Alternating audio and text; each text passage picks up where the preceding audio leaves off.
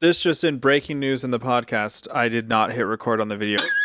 I was like, we're not doing one next week. I'm okay that the video isn't recording, but the audio, I would have been devastated. Paul, you know what I would have done? I would have just I would have left everything here, grabbed my keys and left.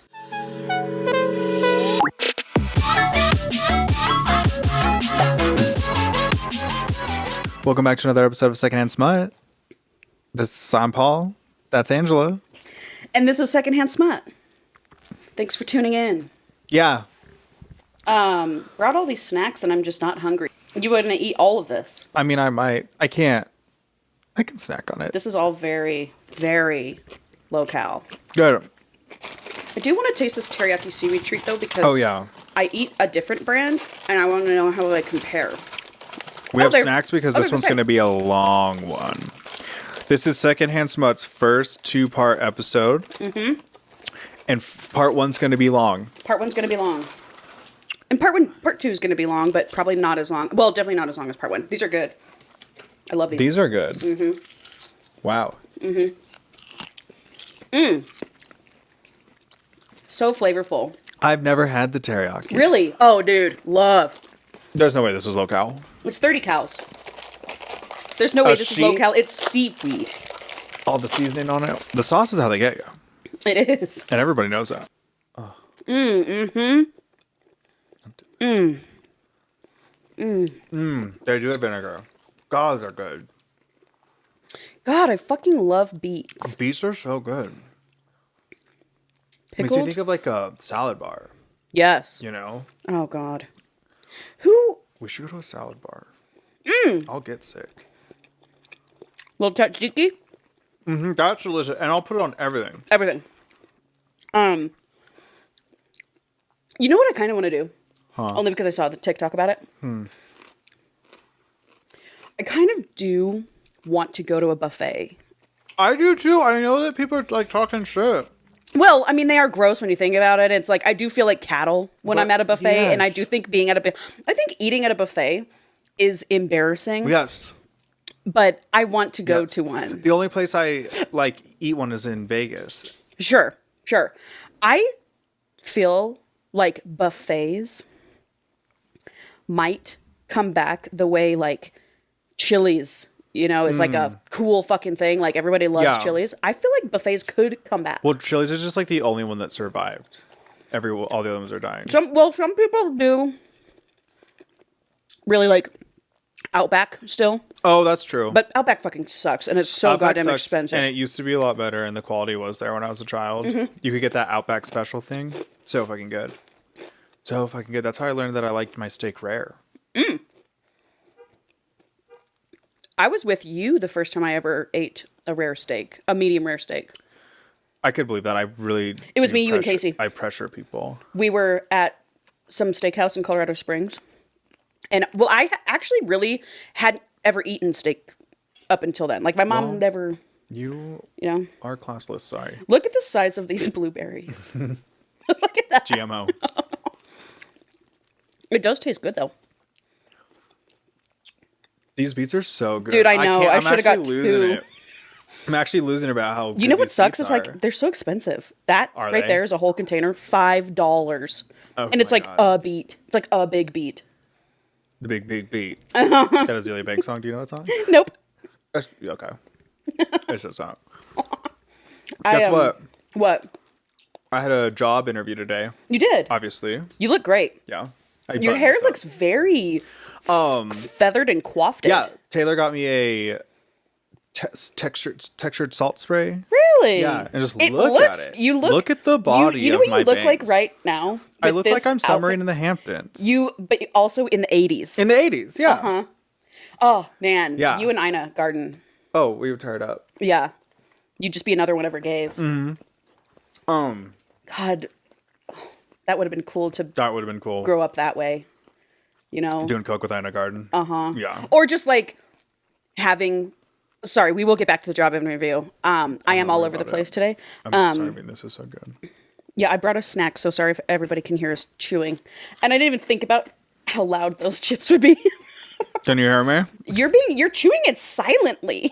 I Did you like forever my entire life been so insecure about people hearing me chew. Really? I think it's because I, grew up fat kid that I thought people hearing me chew would just be like, look at that fatty eating. Yeah.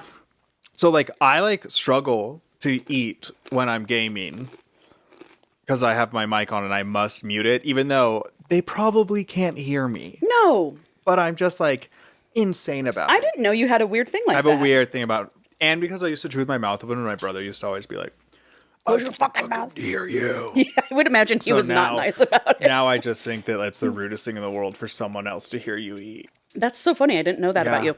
It's funny that you do say that about gaming, though, because I remember the few times I have gamed with you, I was like, Paul is being a little weird about this. You kept, stop muting yourself. Yeah, I was like... I was all, I'm eating. You're like, I'm like, just because I'm like, eat. This will be the slowest chew you've ever seen if I'm on mics. Really? Yeah. I'll be so scared. So I was just like...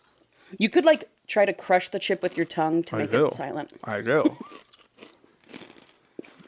Or drinking. The thought of someone hearing me be like, go, go, go, go, go. I was like, God, faggot, shut up. Are you kidding me right now? You can't just put that in people's ears. Oh, man. You saying that made me think of something that I wanted to ask you. Ask me. Wait, do you want to talk about your job interview first? Oh, yeah, it was nothing that cool. It was with a temp agency. Yeah. For some executive assistant job, but whatever. I hope you get it. Yeah, it would be nice to get something. Mm-hmm. I'm scared to get a job like that and then end up stuck there for the rest of my life and never achieving any of my dreams. You won't be like me. At least, yeah, but you make way more money than this. This is a nonprofit. Yeah, but I hate my life every day. And I don't make enough money to justify how much I hate my job. You know what I'm saying? You'll get there. I don't think I will. You probably won't. I don't think other people we know do. Yeah, right? Okay, so I wanted to ask you a couple questions. Shoot. Okay, so I've actually been wanting to ask you this for a while, and I was debating if I should do it on the podcast or not, but I'm just going to ask. So I read a lot of gay books, and I want to know how accurate some of the stuff is. Oh, yeah. So I want to ask you, I want to ask you about the prostate. This should be a Patreon video. It really should be, right? Yeah. I want to ask you about the prostate. I'm not very good with a prostate. Really? Not mine. Can I tell you what I read, and then you can tell me if that's real? Yeah. So in the books, always, they, with their finger, they're like, oh, you'll feel something and it'll feel different. The texture of the skin is different. Is that correct? If you're massaging the prostate, it's you find a little walnut in there. Oh, okay. So when you go in there, you go like this? How does it work? Well, I've been told by someone that I'm currently dating. So your boyfriend? My boyfriend. That I don't do a great prostate massage. Really? And I think it's because I never bought them. So you don't really know the other side of it. That's such a good idea. Now, is it up or is it down? Well, is he up or is he down? Are they different? What is a prostate? if he's okay, let's say he's face I see down, what you're saying. ass up. Yeah, I see what you're saying. Then when I'm coming in, it's down. And then if he's on his back, then it's up. Hooking that's such a good point, Paul. Physics, bro. So it does have a different kind of a texture. Yeah, I feel texture is such a strong, you make it feel like sandpaper. Right. It's more just you're reaching in the tube. Okay. And you feel something. Like a lump. Really? A lump. Oh, okay. But a lump's not a hot way to say it. It's just a thing. Texture's better than lump. It's a thing in there, little boom. For sure. Well, they say that about the G-spot in the girl, too. They're like... I don't know nothing about that. I don't want to know nothing. Well, neither do I, really. I mean, a little bit. Except for sometimes. I mean, a little bit. Yeah. Except for sometimes. I don't think I would be able to... It would take some exploration on somebody else, on my part. Yeah. You know? Yeah, I would hope so. Because it's not a regular occurrence. Bummer. I know. I'm this close, Paul. To getting your G-spot? To just actually creating a dating profile and starting to date again. You sent a nice picture you could use. Yeah, I have a few. And I'm like, you know what? Fuck it.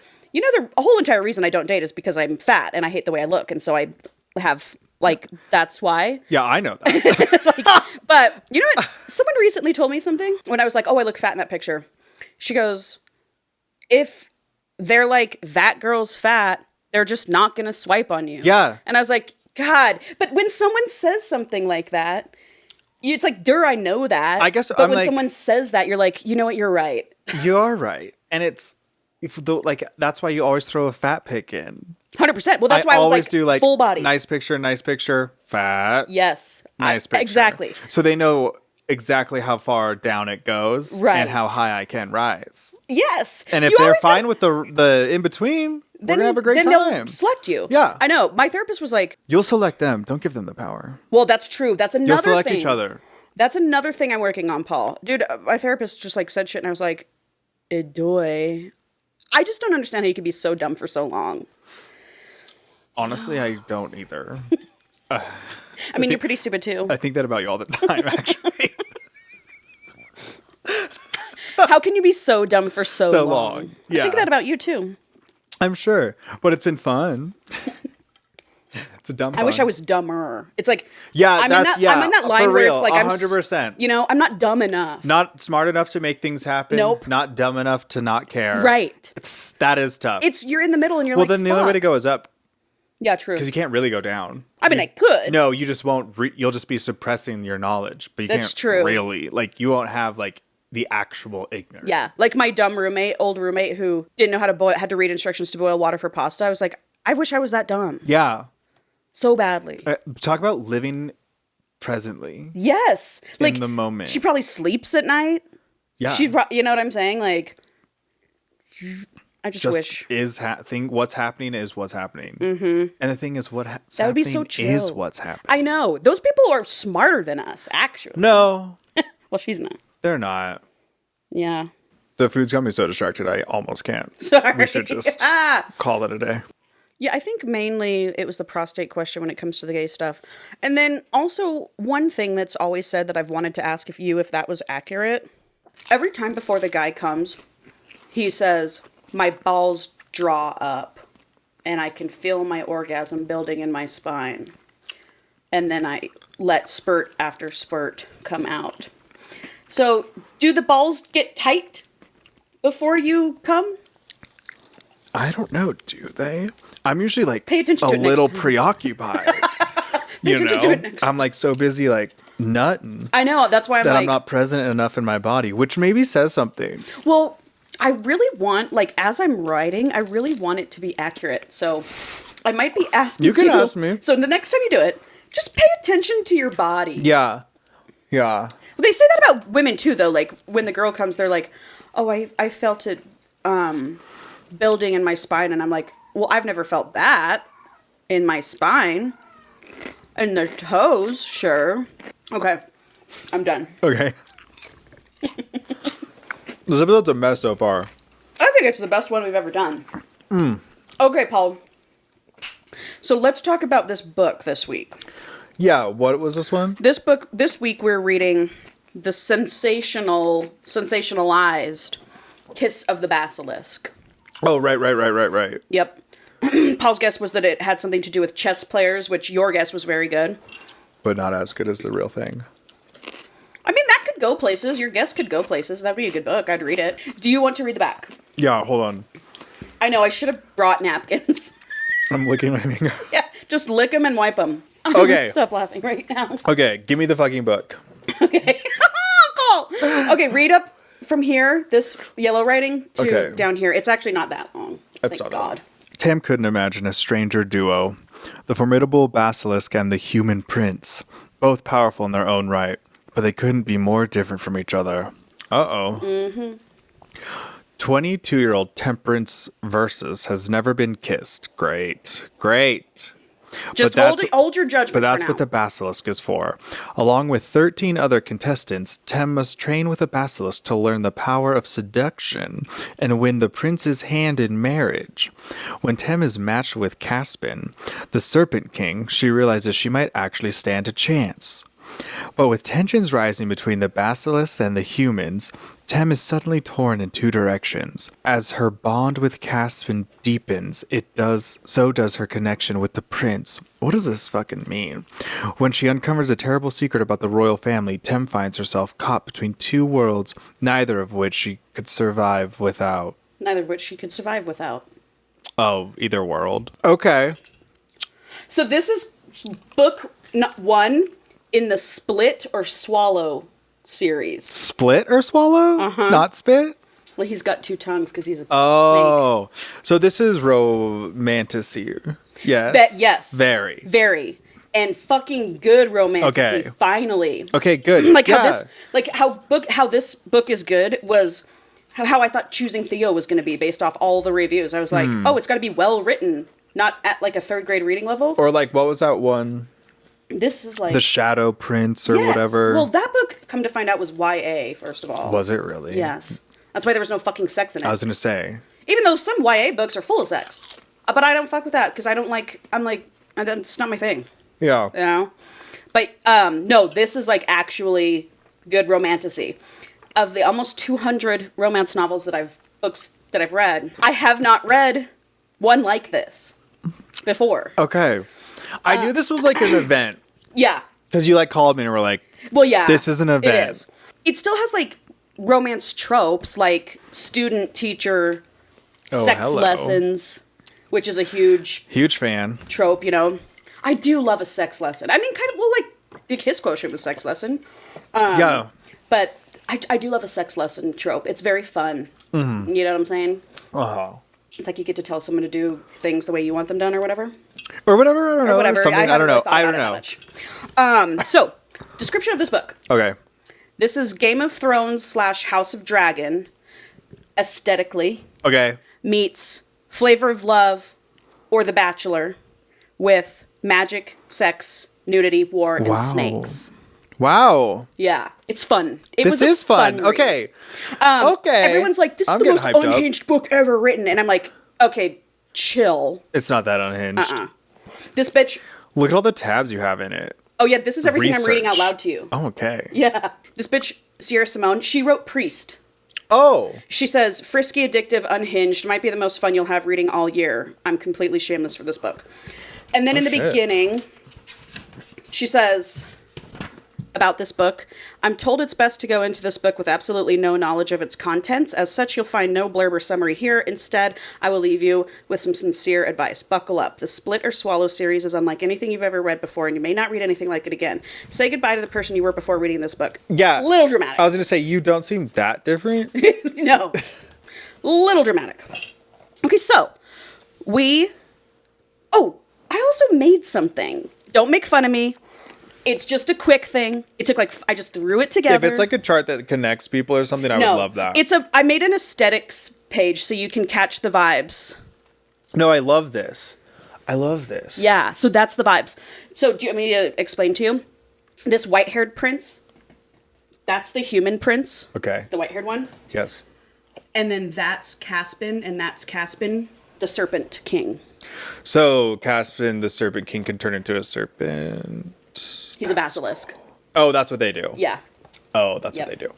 Of course. That's just him in his human form, obviously.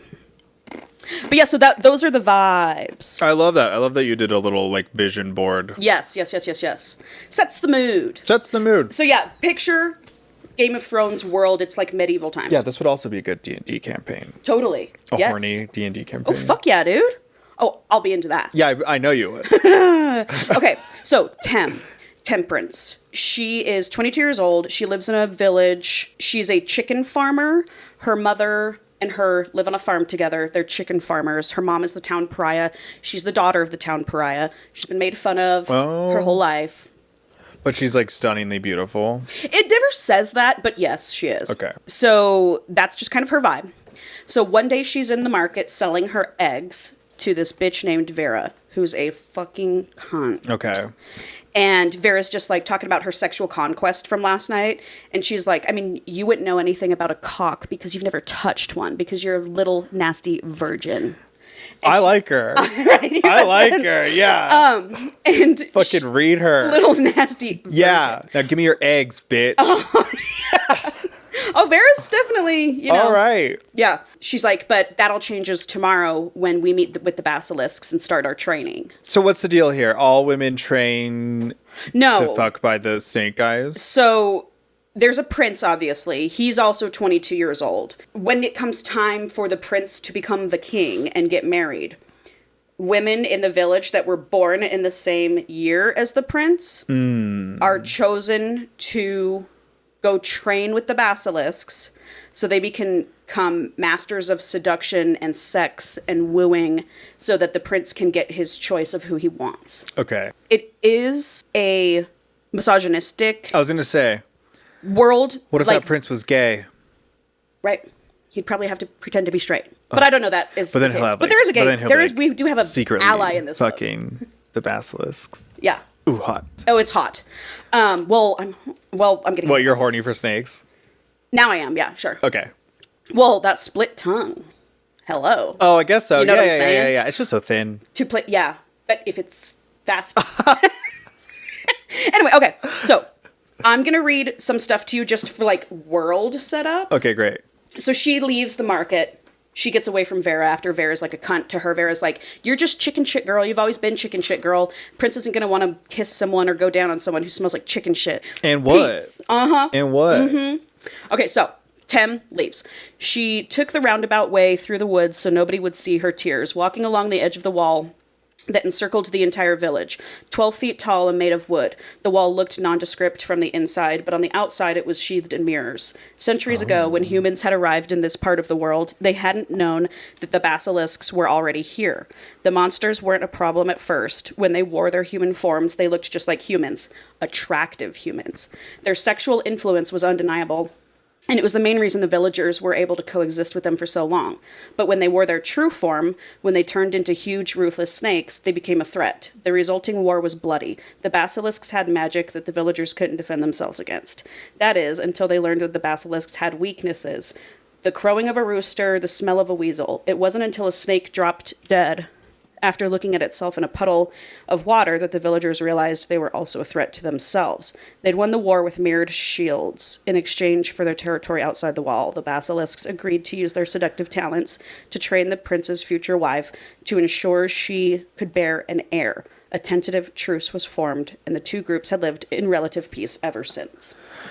I mean, that's cool. Uh-huh. This is fantasy. Oh, that's cool. Fantasy. I mean, it's like a little weird that the truce was like, You'll train. you'll teach our women to fuck. Yes, of course it is. That's of course weird. it's weird. But of course hey, it's weird. But it's But of course it's weird. But also, I want to let you know, the basilisks, their entire societal, like their whole culture is sexual. They're a sexual creature. Your rank in society is like, how sexual you are, your conquest. So like, they're just, that's what their whole culture is about. They're sexy hotties. Yep. And then, so there's that little setup there. We know that there was a war. And then one last thing here, this talks about the training tradition. Tem wanted nothing more than to make her mother proud by marrying a prince. Okay, yeah. Which entailed getting as far along in the training process as possible. She stood no chance of winning. But if she could make it past the first elimination round at least, maybe even the second, Cora willing, then maybe her mother would forgive her when the prince didn't choose her. There were matches available for girls who ranked highly in the training but didn't marry the prince. She could marry a duke or a lord of some sort, but even if the prince was impressed with her, an impossibility, she wouldn't have a true chance with him unless she was one of the final 3 girls. Those 3 girls would sleep with the prince, showing off everything they'd learned during the training. The prince would choose his wife after that. I mean, this is The Bachelor. Yeah. Right? Yeah. Like, we do this in real life. We do this. This isn't crazy. Okay, so the night before the training, she meets up with her best friend, Gabriel. He's a gay. Gabriel. He's so funny. He's like, oh, there's something in the air tonight. Oh, yeah, that's right. You're going to be a slut tomorrow. Yeah, Bitches sucky losing her dick and cock. So he's just like teasing her, and he's like talking about he works in the castle, in like the kitchen and stuff, and sets up the parties. Of course, and he's because that's the only thing that gay people can do. Work is in the plan kitchen events and plan and events. cook things. Man, it's true. It's true. But he's talking about all the stable boys he gets. So he's Yeah. like, I think I'm going to take Henry this week, but sometimes Peter. And he's just like, stable boys? Hot. Yeah, obviously hot. Riding Fucking horses? bareback? Jesus Yeah. Christ. So she's just like kind of talking shit about herself, and he's gassing her up. He's like, you're a fucking catch. You've always been a catch. Yeah. So chill out. Anyway, so then we meet her mother. Her mother also participated in the training, like, 20 years ago, like, however many years ago it was. With the king. Yeah. For the king. She didn't make it Obviously. So she tells Tem, she's like, just listen to the basilisk, try to absorb all the information you can, and just enjoy your journey. And she like kisses her freckled palm, and she says, the fuck? Freckled palm? She says, your freckles are just like your father's. They're in the same shape as your father. Just like the constellations, Tem. And Tem's like, that's the most my mom will ever talk about my dad, is that we share the same freckles on our palms. Can her dad be a basilisk? She left her dad before she even had Tem, when she was pregnant. So, next day, nighttime has fallen. It is time for the girls to go to training. Mm-hmm. They walk outside of their village. There's 14 girls, and they're at the base of a huge mountain, and there's caves. And they get there. Caves. Yeah, they get there, and one girl bolts. She's like, no thanks, and runs. So she's like, bye. I mean, boom, eliminated. Killed, dead. Oh, I just meant like No, I'm in the next round. Right, yeah. Well, Did they kill her? no. Oh, okay. No, it's not like Hunger Games. Yeah. And the person that's like, welcome to training, blah, blah, blah, blah, they're like, okay, now go into your cave. And all the girls just kind of stand there. They're like, but what cave do we go to? Like, we're supposed to just move. And Tem is the first one to make a move, and she goes into her cave. If this was a group of gay men, no hesitation. Right. We'd be like, yeah. I often hook up in dark caves with people I don't know who they are on the other side. Totally. Yeah. I mean, I'd be pumped too. I know you would, you fucking whore. Well, you're a whore too. Yeah, I am. Yeah, I would be like, don't tell me twice. Yeah. But she's feeling this intuitive feeling. And she goes into her cave, and she sees her basilisk. I will read to you a little description.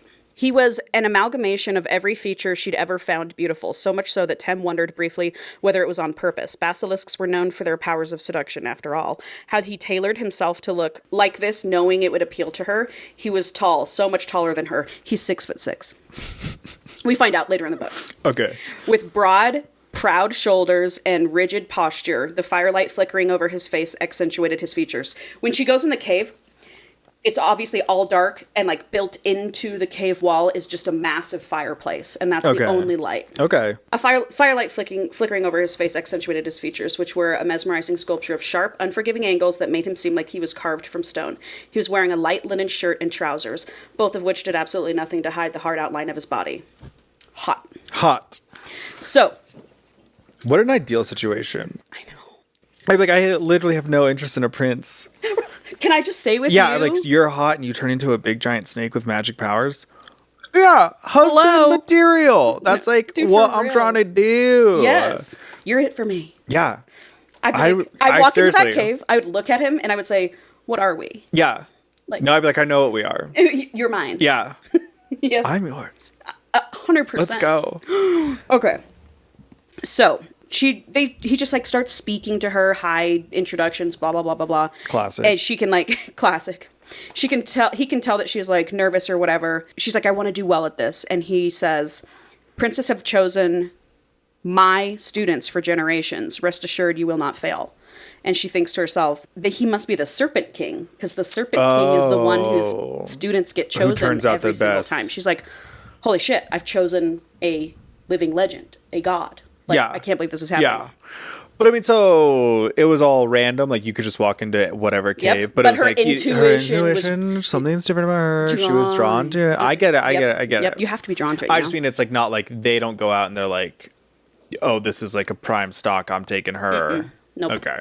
Good question. So she asks him, like, do I really have to do this? What if I want to leave? What if I don't like this? And he was like, you can leave at any time. She's like, has What anyone if I want ever? you to knock me up? Right. Take me home. Yes. Rub my feet at night. Wonder what it would be like. I wonder if she would have an egg. You know what I'm saying? I do know what you're saying. Actually. Anyway, so he says, you can leave any time, but no, people don't do that. There was one girl who left years and years ago, And we but she ate wasn't her. my student. It was your mom. So he sizes her up. They speak for a few minutes, and she's like, well, do we just like start now? Yeah. And he's Should I like, get naked? right. And he's like, well, I need to see you. She's like, you're looking at me right Oh, now. you can see me. He's like, I need to see you. Oh, you're going to see it. So she takes off her dress, and he just like, what she says is she goes, well, you first. And he's like, as Whip you it wish. out. And he gets naked. Huge dick. Obviously. hard body. Obviously. And so then she gets naked and he's like circling around her, just like eyeing her up and down, all that shit. And then he has her sit on like a little ledge, and then he like sees her hands and he's like, interesting markings you have. I haven't seen those in quite a while. They're quite rare. I know that her dad is a fucking basilisk. I figured it out in 2 seconds. Well, I will tell you this, Paul. There wasn't anything in this book where I was like, oh, I didn't see that coming. Okay, because when you said Game of Thrones, I was like, I had a hard time following Game of Thrones. I needed help.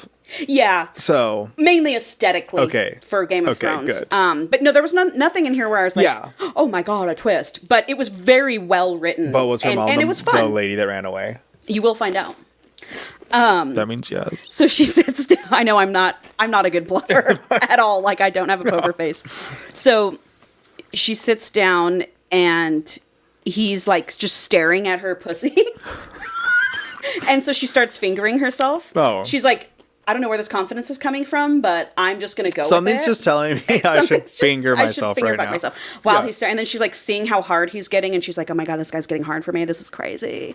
And so fucking virgins, man. I know, but it's not I will tell you, the virgin thing is not like she's a virgin isn't that she hasn't had a dick in her vagina, but she's been fucked with like dildos. So it's like virgin, but you know, it's not like some of them you read and you're like, okay, I get innocent thing, clearly, but she's not innocent. Clearly, it's not like, being a virgin isn't like a prized thing in this world. No. If, you know, the ladies are meant to be right. turned out, tricked out, whores. Which love that. I love that. I love That's what that. This is how society should treat people that are good at sex. Right, dude. I was like, I'm into this. Yeah. Anyway, so he starts jacking off, and then they both end up coming.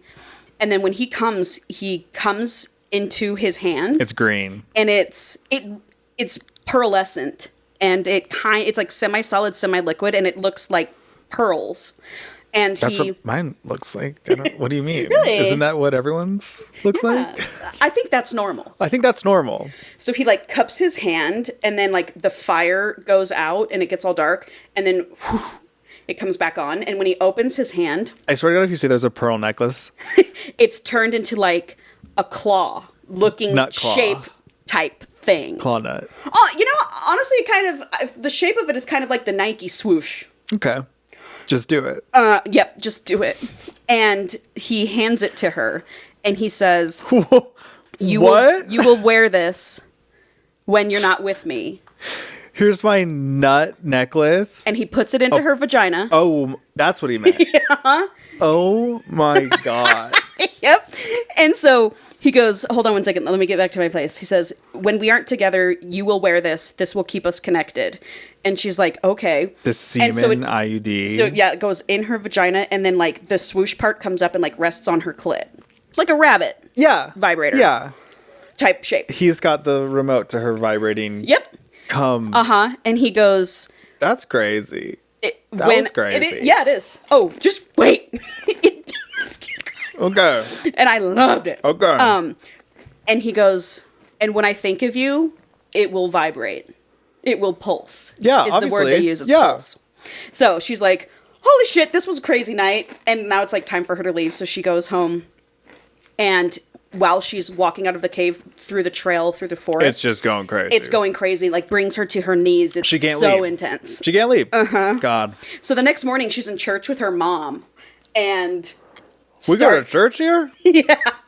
Well, everyone does back then. You know, God was like... Back when? But it's Cora. Oh. I know. Back then in the fantasy world. In this historical fiction that we're reading. Fiction. Yeah. So... I'm sure you caught it earlier. I said Cora willing instead of God willing. Yeah. So Cora is the goddess. She's their goddess. Love that. And she is like the goddess of fertility. Of freaking. She is. Of freak-ekin. And then we'll find out more about Cora too. But it's funny, throughout the book, they're always like, Cora. Oh, and Cora's He comes one time and he's like, oh, Cora. Instead of God. To be like, oh God. He was like, oh Cora. You know, which is that's funny. Yeah. She's there. Like her mom's there. Vera's over there. She's watching Vera. Vera's over there jacking some guy off in church. Well, it's the church and of Cora. So she's watching, and so she's like getting a little horny because her shit's pulsing, and she's watching Vera, and she's like, oh my God. So she's trying not to moan and like screech, but she like has an orgasm in church. Then while that's happening, she hears him in her head, and he says, don't make a sound. And she's like, this guy's talking to me in my mind, but she can't, like, talk back to him. He can't hear her thoughts? He can. Well, it progresses. This magic's very confusing to me. It is, but it makes sense. It's very heterosexual. This is straight magic. Straight. It's not very gay. Yeah. Yeah. Well, you know what would be fun? A spinoff with Gabriel. Yeah. I would read that. Sucking dick and cock at the Fuck stable. Yeah. So that night at the cave, she goes back and she's just like, they're enamored with each other. Like, they're just staring at each other. And they lie on a blanket in front of the fireplace, and he's just like exploring her body, blah, blah, blah. It's like very sensual. The author, very sensual. He's just touching her, whatever. And then he like grabs her hand, puts it over his dick, and like shows her how to jack him off. I thought she just got a show from Vera. Right. She's like, I know how to do Yeah. this. And then she like straddles his legs, and he fucks her with the claw while she's like jacking him off. He's like fucking her with the claw. And the whole time she's just like, the energy's crackling around them. And she's just like, oh my God, chemistry. Does this guy feel the same way that I Well, do? are we? Uh-huh. She's like in love with him. So then the next night, there's no lesson. All the girls are to go to the castle to meet the prince. And so the prince can eye his stock. I don't like that. Whatever.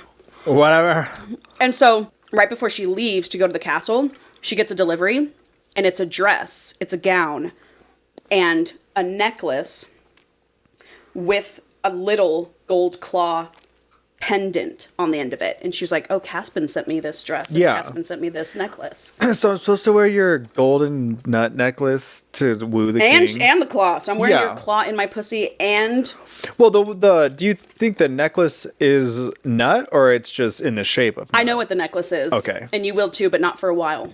Okay. What is that? So- It's fucking butt nut? Butt nut.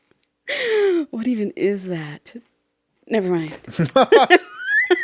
Okay, she's like, and then while she puts the dress on, right before she goes to the castle, he sends her like a million pulses, and she's like, this feels a little possessive. It feels like this is him being like, don't you fucking forget me while you're in the prince's presence. And she's like, oh, I like that.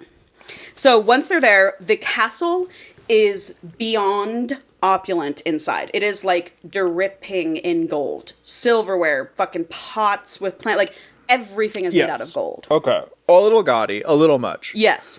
This is important information. Okay, I'm listening. I'm listening. So she gets overwhelmed, and she goes into a bathroom, and then this girl barges in, and it's Lilibet, and comes to find out she is the princess. Lilibet. And, goes by Lily. So she's like, aren't you going to ask me how you can get to my brother? And she's like, no. She goes, so you're not here to grovel at his feet? I have a feeling he won't be able to resist you. Why? Because I'm so hot. Because someone's saying no to him. Oh. Kind of a thing.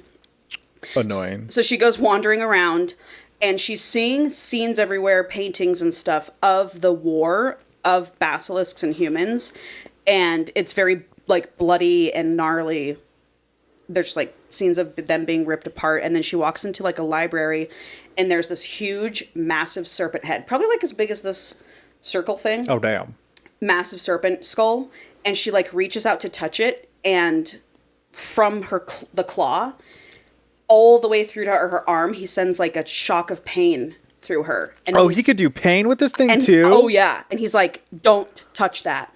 Why? Will it wake up? And then, in that moment, he sends flashes to inside her head of the war. Oh my God. Of the humans being, like, nasty, horrible to the basilisks and doing, like, atrocious things. And she's like, I oh my bet God, they don't like fucking that. did. I'm sure they God, did. Humans are the worst. I know, dude. It sucks being human. It really does. So, anyway, the prince...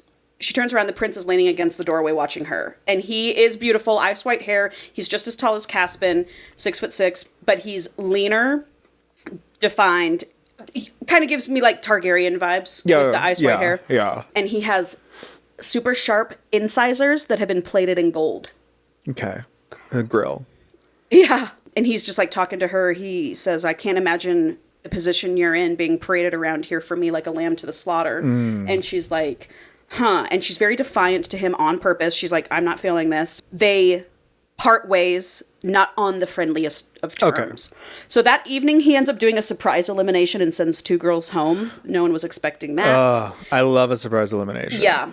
And what he does when he eliminates them every time is he just goes up to and whispers in their ear, and he just goes, "Sorry, darling." And that's their send-off. Bummer. He speaks to her one last time before she leaves, and he was like, "I saw the way you looked at that skull and how you look at me. You don't respect me. You don't respect my family, and I can tell you don't want to be here." And she was like, "Well, do you want me here?" And he like eyes her up and down, and he's like, "I do. I bet you fucking do. Here." I bet you fucking do. And she goes, "So act like it." Spoiled little brat. So she's just like very sassy to him. The next night, she's back with Caspin.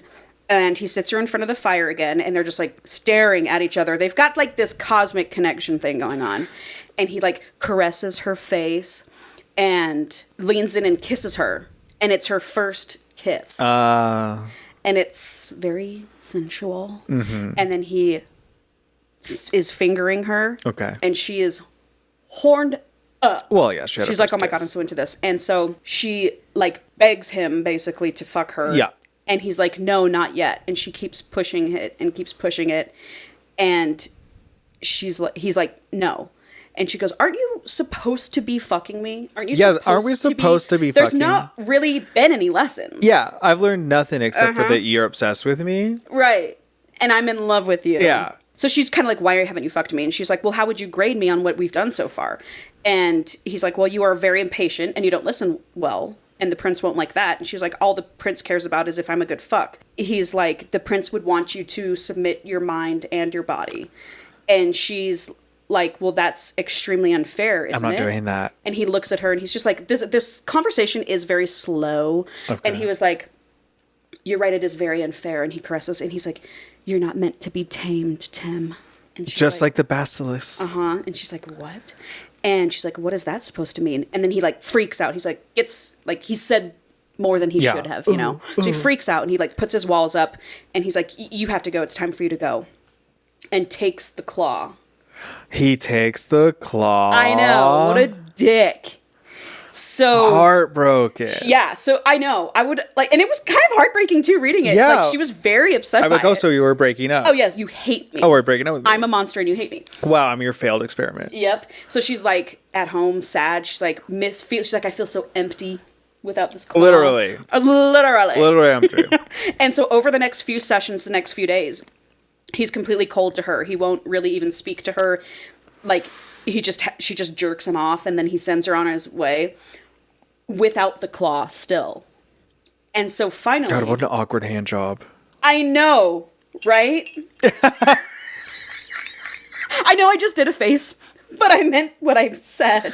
Like I know, right? I know I said that because I was picturing it in my head. So like, you're sitting there on a blanket in front of the fire, Getting just jacking a guy off unenthusiastically. in silence.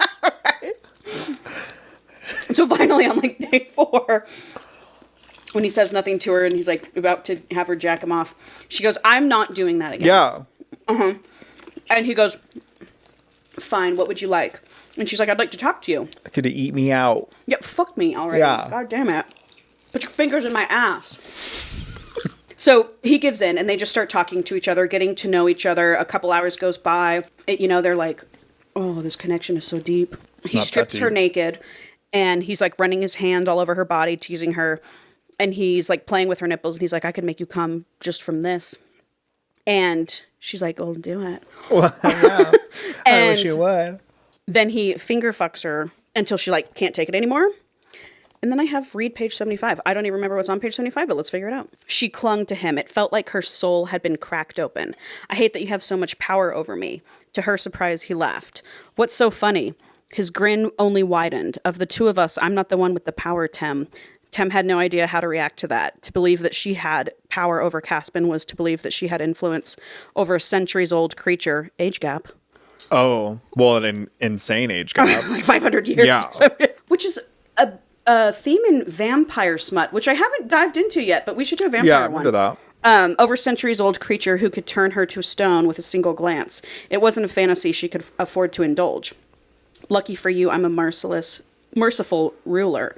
He grabbed her wrist, kissing the freckles on her palm of her hand. He says, yes, lucky indeed. They ate together that night and every night after. Caspin returned the claw to her and sent pulses constantly. In bed, in church, on the way to the bakery. On one particular day, they came so frequently that Tem had to pretend to be sick, waving her mother away and insisting that she needed to sleep it off. She spent the day naked in bed, soaked in sweat and her own wetness, wondering how the hell Caspin had enough time on his hands to think of her this often. Her own wetness. Bitch is spraying. Yeah, Jesus. Okay, so still, he's not really teaching her anything. Yeah. Still hasn't fucked her, but they're extremely close. Like, this is no longer a teacher-student thing. Like, they're very intimate with each other. So that's their vibe. How long is, like, this training supposed to last? It's weeks, like, probably 10 weeks. Okay. Like, it's a while. Okay. We're probably only 2 weeks into it right now. But, so the first elimination round is coming up, and it happens in the castle, and the girls are supposed to share a kiss with the prince this evening. So she's nervous and brings it up, and Caspin doesn't want to talk about it. She's like, shouldn't you be giving me some advice? And he's like, no. So this snake has feelings for her. Yeah, he doesn't want to lose her. Yep. So at the castle, she walks in. Leo's draped. Leo's the prince. That's his name. His name is Thelonious, but he goes by Leo instead of Theo, which I thought was very interesting. Weird. Yeah, Thelonious Leo. Okay, whatever. So she goes to pour herself a drink. And then, as she's doing that, watching him, like, be draped all over these women, instead she poured a whiskey of her own, downing the fiery liquid in a single gulp. That was when she heard it. Help. The word was barely audible at first, nothing more than a whisper in the corner of her mind. Tem froze at the sound, and for a single panicked second, she thought, could it be Caspin? Help me, please. This voice was desperate, strained, it sounded weak, like whoever was speaking was on the brink of passing out. What? She could sense it was coming from inside the castle. It's her dad, the Basilisk. Keep going. I've decided I'm not going to tell you no when you're correct. Yeah, just don't acknowledge it. I can't do that. Okay, so then she meets up with Leo, and I want to give you a little taste of their banter, just because we now know that she's in love with Caspin, but I want to give you a taste of their banter. So, you've abandoned your date, Tem says tartly. Leo shrugs. She won't mind. I think she might. What I meant is I won't mind. She's not much of a conversationalist. Then why spend time with her? He smirked. She's talented in other areas. Sucking dick. Mm-hmm. Of course he would brag about it. Tem wanted to slap him. Instead, she said, if that's the case, why waste time talking to me? I prefer your company. I want you here, remember? I can't imagine why. Leo ran his eyes over her greedily. Can't you? You don't seem to enjoy these parties, Tem. Well spotted. We could go somewhere else if you prefer. Where? My room. So they just have this back and forth, you know. She gives him sass and he likes it. Yeah, he's like a fuckboy who just wants what he can't have. Yep. Cliche, annoying. Cliche. And annoying. I hate his hair. I'll just tell you this now. I don't know who I like more, Leo or Caspin. I mean, I'm assuming there must be a turn for him. I lean towards Leo. Even though Caspin's put it down. I know. That's crazy. I know it is. From what I've heard right now, that is crazy. Well, that's crazy right now. That's but crazy. By the end of the book, I was like, I think I am Team Leo. I don't know. It's hard. I know, Paul. I know. I'm having a hard time with that. Well, it's only page 82 on a 700-page book. Basically. Well, okay, so change my mind. They have this like exchange, and then he's like, "Come find me when you're ready. When you're ready to kiss me, you come find me." And then she talks to Vera, and Vera's like, "Why even talk to that bitch?" Oh yeah. Well, Vera comes up to her, and is like, "What are you doing?" They start talking. Your face just then, Paul, was so good. Your face just then. Okay, so they're talking, and Vera's like, "Your snake told you its name because she said Caspin." Yeah.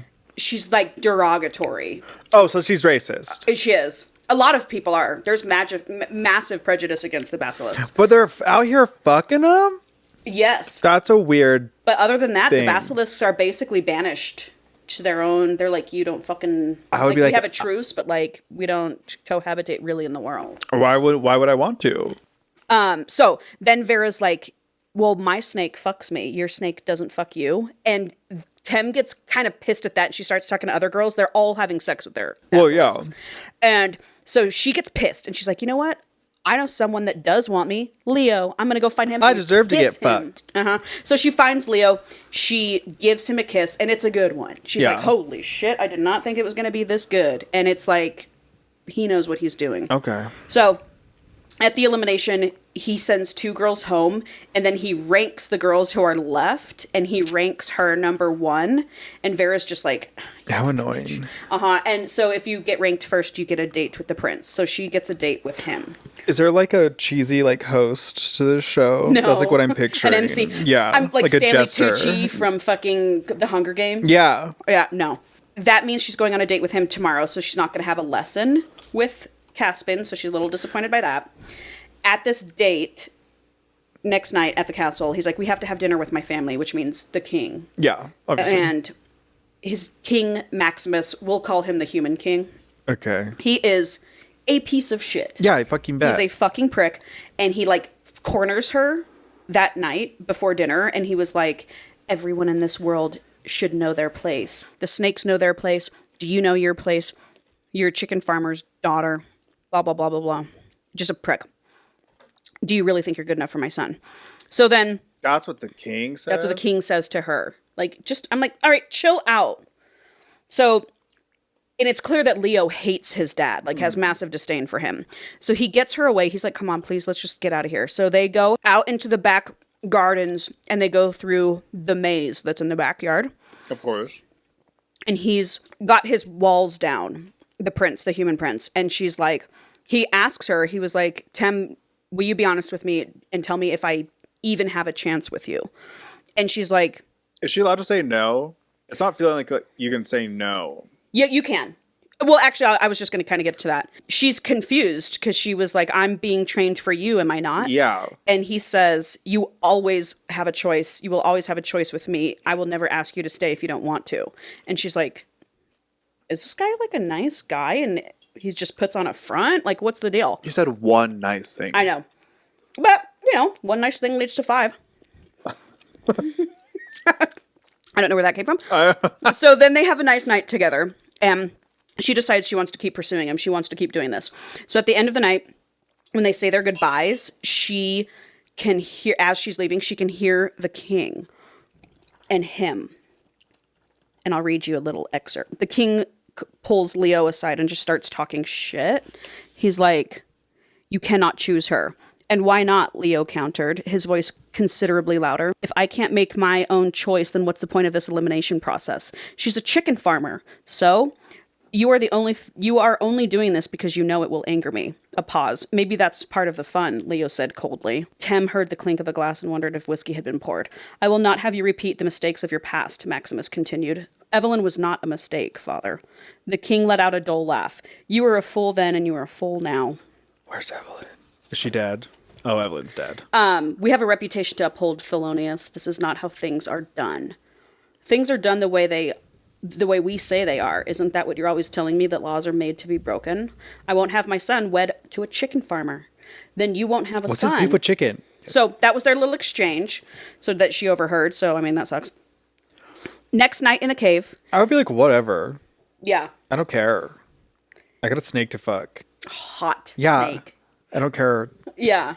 So next night, she goes back to the Caspin, and he's like, well, what shall we do tonight? And she was like, why are you asking me? You better fuck me. Right. I've been asking around, and from what I heard, you better fuck me. Exactly. And that's what she's thinking. Okay. She's like, this is insane. Yeah.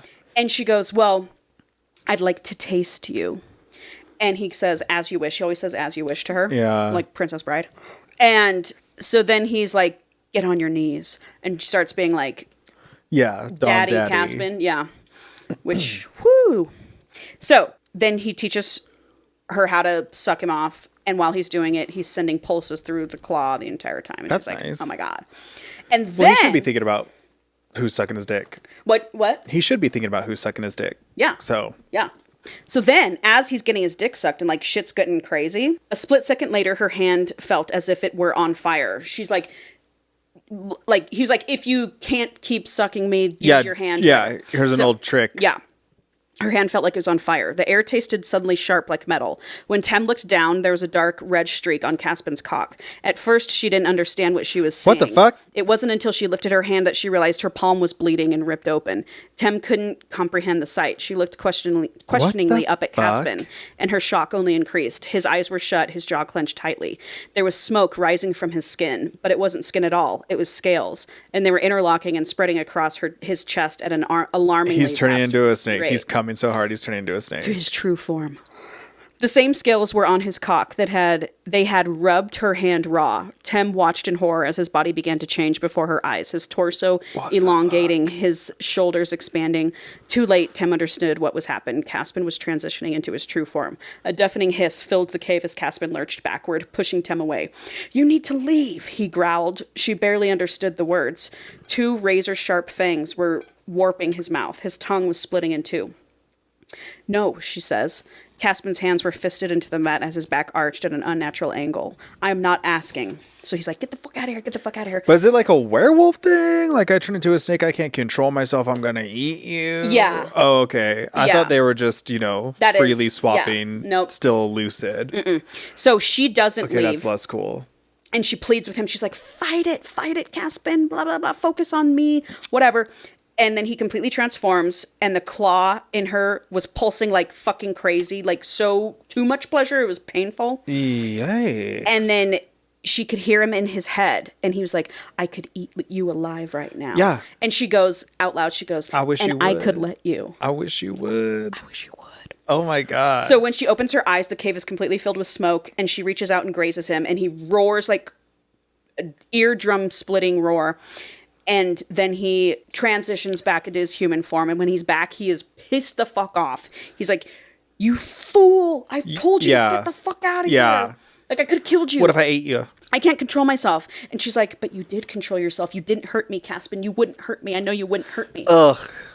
And so he screams. He's like, get out of here." Yeah. And so that night she feels terrible when she gets back home. And this entire time he's been talking to her in her head, but she hasn't been able to reach out to him and open the communication line. Yeah. So she's determined to do it that night. So she like sits. She's like Oh, focusing thinking about hard. you. And she's like, "Caspin," thinking about in her you. mind, And finally he comes to her and he says, "You don't have to yell, Tem."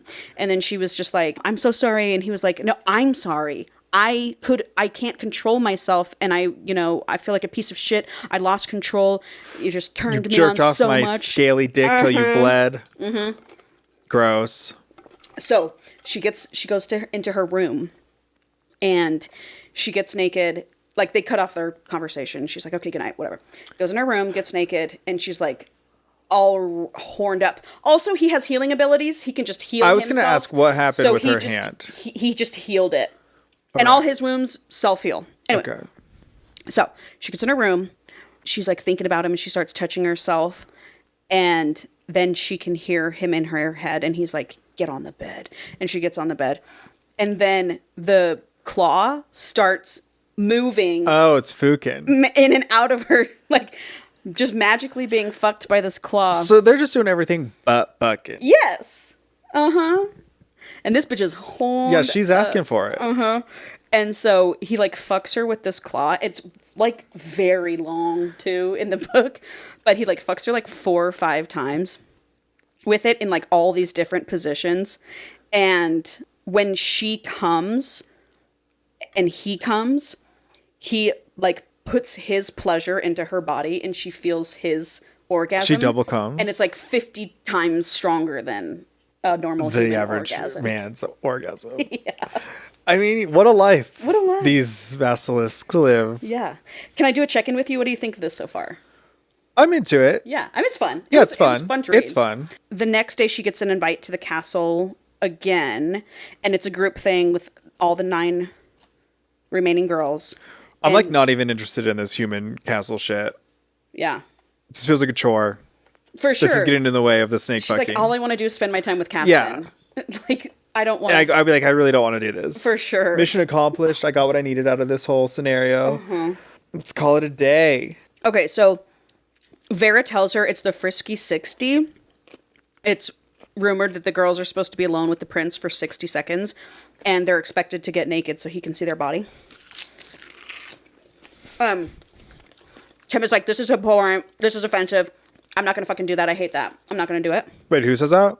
Tim does, the girl. I mean, I do agree. Yeah. She's like, I'm going to do this my way.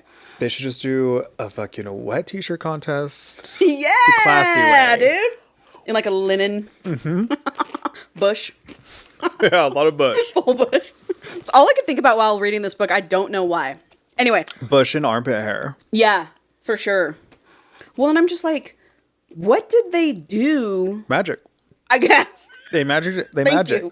She's like, wow, wish Caspin would have told me that I would be getting naked in front of the prince. She's like, I would have shaved. She's like, is this motherfucker sabotaging me? Obviously. What do you mean? You know? So she's sitting at dinner, like waiting for the Frisky 60 to start. And she hears the voice again. Help me.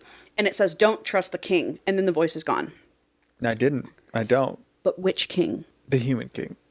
I don't trust humans. For sure.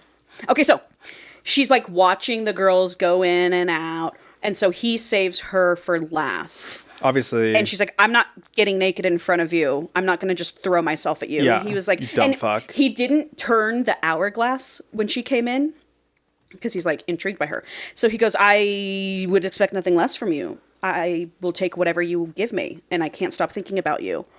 And he like gets up on her and she's like against the door. No. He's like whispering. He's like, I can't stop thinking about you, blah, blah, blah, blah. And starts touching her. No. And then she's like, and then starts making out with him. Because their last kiss was hot. So she's like, let's... But that's like a business kiss. It wasn't for them, though. Like, she Okay. was like, this kiss is fucking hot. Okay. When she kissed him a few nights ago. She was like, he's not Caspin, but, like, this is getting me going. Anyway, so they end up making out. It's hot as hell. He slips a finger in, then 2 fingers, then 3 fingers, and then goes to slip fist. a 4th finger in in. his hand. And she's like, no. I'm a lady. Yeah. I stop at 3. Yeah. And so when she leaves that night, she's like, what is this prince doing to me? What are we? So the next day, she's walking through the woods when these 2 men stop her. One of them, Jonathan, is Vera's ex-boyfriend, the guy she was jacking off in church. The church checker. Jonathan's with his friend Christopher. And they're like, we hear you're being trained by the Serpent King. Yeah, show us what you got. Fucking bet you're learning a lot. Why don't you show us, slut? And they call her a slut. And then and then they rip her dress open and he starts touching her. Oh. And she finally turns knees into him in a the basilisk. Balls. Turns into a basilisk. Knees him in the balls. And runs, and instinctually she runs to the cave, even though it's during the day. And she's never seen Caspin during the day. So she gets there, and he's like, she's distraught, obviously. And he's like, who did this to you? Which, who did this to you? I don't know if you know this. You probably don't. Why would you? Is a micro trope in romance novels that the bitches go feral for. Oh. It's always the hurt girl running to the guy, and they say, says, who did this to you? So there's a who did this to you moment in this book, which I thought it was very funny. And he's like, I'm going to make them pay. I'm going to punish them. You are not to be played with. And she's like, no, please don't, whatever. And then he's like, come with me. He goes, I want you to come to my chambers. Takes her through the cave system into the mountain. And it's beautiful. And he's like, keep your eyes down. Don't look at anything. Keep your eyes down. And takes her to his bedroom. Sorry, excuse me. And I'll cut that out. They lie together. And she asks him like what it's like being a basilisk and all this shit. And she's like, why did you give me this claw? And he says, I was intrigued by you. I think you're extraordinary. And she's like, why? And he's like, I'll show you. And he puts her in front of this huge mirror. A mirror? I thought basilisks couldn't be in front of mirrors. Ever or only as snakes? That's what you learn. So, and he puts his consciousness into her consciousness so she can see herself through his eyes and how perfect she is. But when he puts his consciousness into her, she realizes he's like obsessed with her. Yeah.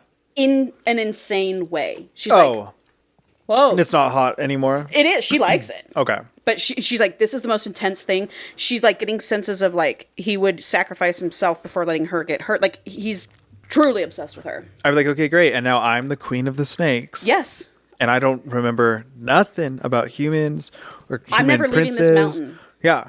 I'm live here now. Yeah. Bring But me I my wonder what things. they eat, though. Actually, she does ask him. In his true form, he eats game. He's like, if I want to go hunting, I'll eat like a deer. Well, that's fine. They can eat whatever they want. I know how to cook. True. Like, where do you get groceries? Anyway, They bring them to you. The snakes bring them to you. the snake Instacart. Yeah. So she's like, this is insane how obsessed with me he is. Good to know that the feelings are reciprocated. Yeah. And so then she gets to thinking, she's like, if basilisks can look in mirrors while they're in human form, why have they been telling us our whole lives that they can't? And they could have just stormed our village as anytime they humans. wanted, you know? So she's like, what the fuck is up with that?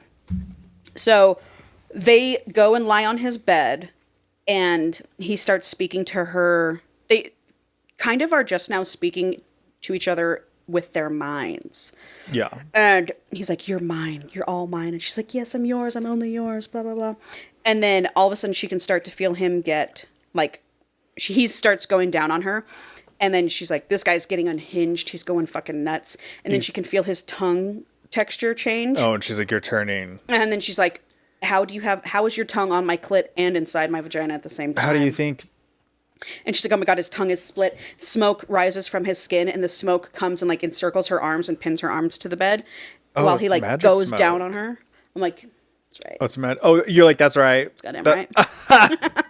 So then finally they fuck. And when they do, their consciousness is like intertwined. It's cosmic. It's spiritual. It's this whole How fucking is thing. Leo gonna compete with that? I know. Well, and the author does so good of like describe. I was like, this is very well written smut. Look at you. But crazy. Yeah, I mean, it sounds fucking crazy.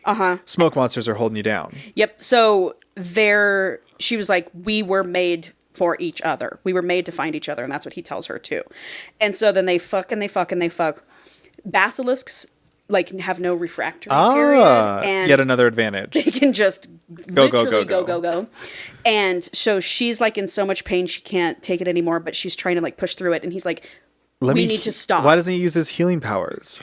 For sure. He was like, he's like, that's taking advantage of you. Like, I can't just fuck you Until and, you know, and then heal you and then fuck you, you know. I don't know. She's like, but I don't know, wish but to. you could. You could. Yeah, I don't know why you're saying you can't. Oh, I can't wait to get to something later. But so he's like, no. And she keeps trying to fuck him. Like, she's insatiable. She has this like craving that's like crazy. And he keeps telling her no like 5 more times. And then finally he like presses his hand on her chest and pushes her down on the bed, and she like instantly goes cold. Don't use magic on me. And empty. And she's like, what the fuck did you just do to me? And he's like, I took your desire away. You motherfucker. And she gets pissed. Yeah. She's like, don't you fucking do that. Yeah. Give it back Never to me without my right consent. now. Yeah. She goes, you don't manipulate my emotions that way and take them from me. Don't ever do that again.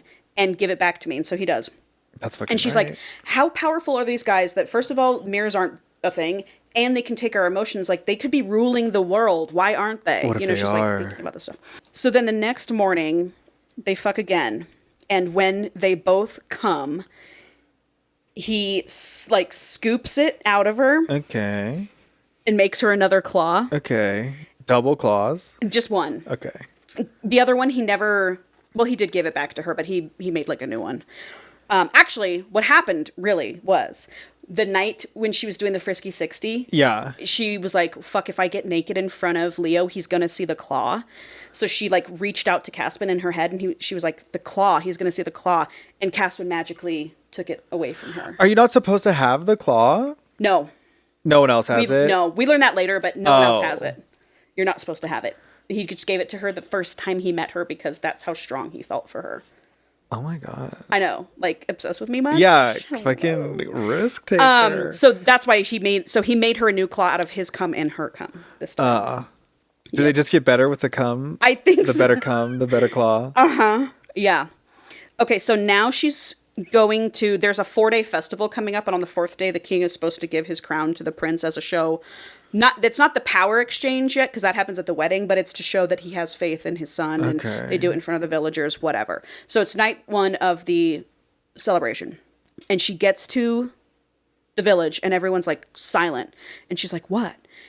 And she looks, and in city center are 2 stone people. It's Jonathan and Christopher. Oh, that's fucking right. There are 2 stone people. And so she gets like a sick feeling, and she's like, Caspin broke the fucking treaty. No, I don't know anything. Bitch, my mouth is shut. I don't know nothing. And she doesn't say shit. You know, she's not that stupid, but like, well, she's not stupid at all in the book, but it's okay. Yeah, but she's just like, wow, that's kind of a big deal. I was just like, wow, that's crazy that happened. Yeah, Vera's like looking at her dead ex-boyfriend, and she's like, oh my god, she goes, he wanted to hang out tonight. I think we're gonna get back together. And Tim's like, you can make anything about yourself, can't you, bitch? Yeah. So the next night, the town is, you know, up in arms. They're like, this is fucking crazy. This hasn't happened in hundreds of years. Yeah.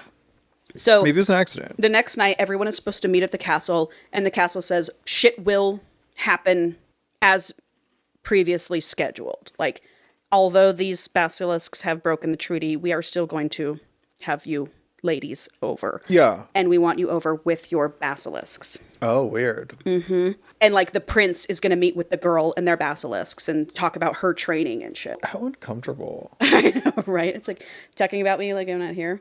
Although in the Why Choose books that I read, when they are fucking the girl at the same time and they talk about her like she's not there while they're fucking her, that's a huge turn on for me. I love that you like are scandalized by shit I say. Well, yeah. It's the magic fun. is still alive. Yeah. So after however many years, you still surprise me. I still do. So when they get there, she tells Caspin, I want to see if he can hear the voice.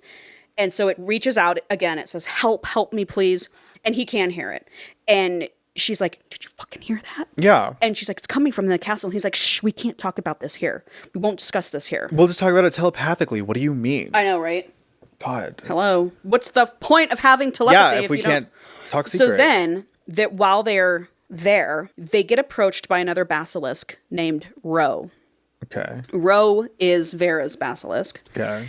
And Ro comes up and he's just like looking at Tem with absolute disgust. And then he sees the claw necklace around her neck. He looks at Caspin and he says, how dare you? That better not be what I think it is. It's an engagement nut. And he goes, you're a fucking... It is an engagement nut, dude.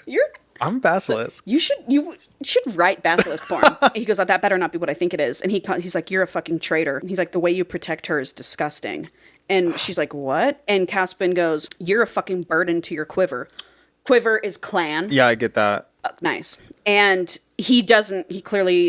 they're in two different quivers. Yeah. He goes, if you don't shut the fuck up, you'll end up dead like your father, to Ro, is what Caspin says. And Tem's like, oh my God. In her mind, Caspin is speaking to her while Ro is still standing there looking at her like with disgust. He says, Ro is a dangerous man. Do not anger him. And she's like, okay. And then so Ro leaves. Yeah. You're talking mad shit to him. You just said you fucking end up dead like your father. The prince finally summons Tem and Caspin, and they're very much like having a pissing contest with each other. Leo tries to like flex his power, and he was like, you're not needed here, Snake. And Caspin's just like, they're just like mean mugging each other. He goes, you're just her instructor. She's my future wife. She's like, all right. Everybody calm down. Chill out. I'm already engaged, as you can see from this nut on my chest. But she doesn't know that that's what that means yet. So he's like, you can be gone. You can go on your way.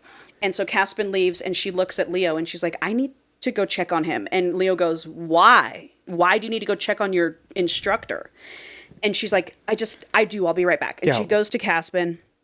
And he's like, he sees me as a challenge. He can't take what's mine. Blah, blah, blah. All this shit. And she's like, okay. All right. And she's like, what do you mean I'm yours? Like, what does this mean? Anyway, so she's just like, what are we? Yes. So he leaves. Tem goes back to Leo. And Leo's like, you care for him. Are you in love with him? It's complicated. It like takes everything out of her to lie. She's like, no, I'm not in love with him. But like physically makes her ill. He goes, well, am I to share you? Yeah. And she goes, isn't that up to you? And he says, no, the decision is yours. I'll take any piece of you I can. Oh, perfect. Then yes. Why choose? I'd say, I didn't know that was an option. Then yes. I will be the queen and I will keep fucking the snake. I'll be the human queen and the serpent queen. Yes. Hello. I'll be the queen. The queen. Uh-huh. Oddly enough. Anyway, so she thinks he's going to be angry, but all she can see is like lightness. And she's like, this guy will really share me? What the fuck? Anyway, so. I love a man that will share you. Me too. My God. sharing is caring. And that is a saying for That's a what the reason. world needs. So she has the carriage driver that night drop her off in the forest, and she runs into Caspin's chambers. She has to see him. And so she runs into his room, and he's not there. But someone else is? So she's in his room, and she hears, "Are you afraid, Temperance?" Tem said nothing. Ro smiled, and her blood ran cold. She's alone in the room with Ro. "Answer me," he commanded. "Yes," she whispered, "I'm afraid." His smile widened, "As you should be." "I must confess," he said musingly, as if this were a casual conversation, not a deeply dangerous scenario. "I cannot understand Caspinon's infatuation with you. You are not much to look at." Tem couldn't muster the energy to be insulted. She knew there was no winning with Ro. "Of course," he continued, "Caspinon has always been sentimental." "He knows what he wants," she said stiffly. "That much is clear," Ro sneered. "Yet I doubt he knows the price he'll pay if he gets it." "I don't understand," Tem said despite herself. "No." His eyes flickered down her neck to the golden claw. "You wouldn't understand." He won't be the king if he marries her. Tem fought to control the conversation. What's Ro doing in his fucking chambers? That's suspicious. Well, it is. Was he going to kill him? He was looking for her. He was going to kill him. He wanted to see if she was there, in my opinion. I don't know. Tem fought to control the conversation. "If anything happens to me, Caspin will seek revenge." Ro laughed darkly. "Do not speak on things you don't understand. Revenge is already mine to seek, but perhaps not tonight." When his gaze returned to her, he looked her up and down on the one last time. "Until we meet again, Temperance." So the humans killed his dad. Un papa. You're wrong. Oh. So she's like, "What the fuck is that?" She tells Caspin, and he's like, I'll fucking kill Ro. And she says, "You need to tell me the truth about what's going on. What is this necklace? Yeah, you need to fill me in." Yeah, what is this?" And that's one thing she's like having a hard time with him. Basilisks can't lie. Physically? Yep. So that's why she had such a hard time lying to the prince. She is half basilisk. Okay, it's fine. I know it hasn't been said. Yeah. So. But I know it. Right. So, which, as I was reading this too, the whole time I was like, yeah, clearly. From freckles on. Right. So she was like, "What is this? What have you given me?" And he goes, "That necklace implies intent." And she's like, "Intent?" Sorry, let me go back to the lying point. Basilisk cannot lie, but he dances around the truth. Well, yeah. Which pisses her off. Yeah. So anyway. There's plenty of ways to not lie. For sure. She's like, "Tell me what you mean by intent." He goes, "Like a engagement." She's like, "You intend to marry me? You gave this to me like the next day after we met." She's like, "This is insane." I think we're moving too fast. Yeah, but she's into it. She's like, "But you never asked me to marry you." He's like, "Yeah, well, it's futile because my clan would never approve. Could never happen, and like humans and basilisks don't really do that. It has happened, With whatever." your mom. Mm-hmm. And she's like, "Whatever, make love to me." Yeah. "Tell me how you feel about me." She needed to hear him say it. "I am undone by you," he said. "I crave your scent, your skin, your voice. I think about you all the time to the point of destruction. You are unbearably overwhelming. I cannot resist you, no matter how hard I try. I'm afraid of how much you mean to me. You occupy every inch of my mind. If anyone ever hurts you, I will rip them apart. No one compares to you. No basilisk or human has ever captivated me the way you do. I want to fuck you all the time. I want to come inside you all the time." Whoa. Damn. Hello. And he goes, "They're fucking right now?" This is so funny. His pace was increasing. Tem couldn't breathe. "You thrust. Our thrust. Perfect thrust." This time when she came, he spoke a command into her mind. "Open your mouth." Oh. Tem did so without question. Caspin's hand wrapped around her throat, arching her neck back so he could position his face directly over hers. He opened his mouth, but didn't kiss her. Instead, he made a guttural sound, something between a hiss and a growl, something completely and undeniably inhuman. Spit in her mouth. Tem felt him come at the exact same time as a black liquid emerged from his mouth. Tem's eyes stayed wide open as the substance dripped down the back of her throat. It tasted like smoke. Oh, ew, is she pregnant now? Ew. Ew, I hated that. That was really gross. Like a black, smoky loogie. Like tar. He's like, "Open your mouth and I'm going to hawk one in there." Ew. Yeah. She goes, "What was that?" The gold was returning to Caspin's eyes. His eyes blacked out. He hooked a single finger through the chain around her neck, pulling her closer. "My venom." "Your venom?" "Yes." "Won't that kill me?" "Of course not. My venom is only lethal if I bite you. It's harmless on its own." That was complete news to Tem. All her life, she'd been raised to think that basilisk venom was deadly no matter what. Yeah, what the fuck is going on? He explains to her, "You are not safe in my world, Tem. Every time you come here, it is at risk. You were alone with Ro tonight. He didn't do anything. Only because I was nearby. Next time, he won't hesitate. To do what? To crest you. The fuck does that mean? Caspin, she laid her palm on his shoulder, leaning in. Nothing happened between us, I promise. He shook his head. The crest is not sex. Then how does it work? Limited contact is required for the crest. Ro would only need to touch you. In order to crest you, when you're crested, you're forced to orgasm. It's a violent, non-consensual act. My venom will protect you from this. But why would Ro want to give me an orgasm? Yeah. He goes, it's taking, it's not giving.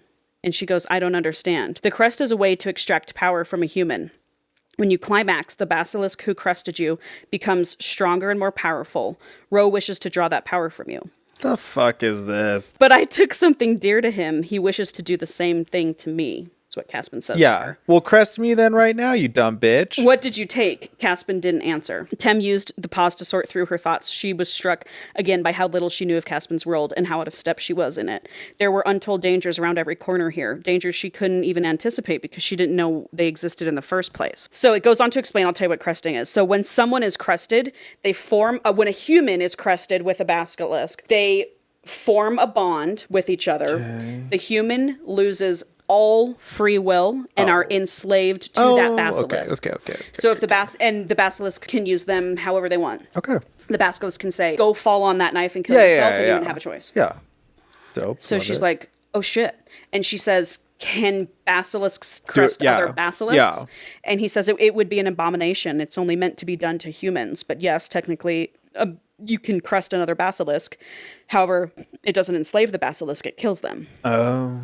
She asks, have you ever done it? And he says, yeah. I'm not bound to another basilisk. But he doesn't answer the question. Well, it's because he did it to his dad. We'll get to that. Sends her away and tells her the Quivers have summoned him to a meeting with the counselors, the Quiver counselors. He expects to be interrogated for proposing to a human, because word's out now. Ro has told her. Yeah, well, yeah. Well, you put a fucking necklace on her. Well, and she's in your mountain. Yeah. She's walking around. Are supposed to, yeah. And he's going to be probably interrogated about the deaths of Jonathan and Christopher as well. Well, shit happens. And she's like, you're the Serpent King. Why are you being summoned? And he chuckles a little and he's like, that's just what humans call me. My real title is Son of the King.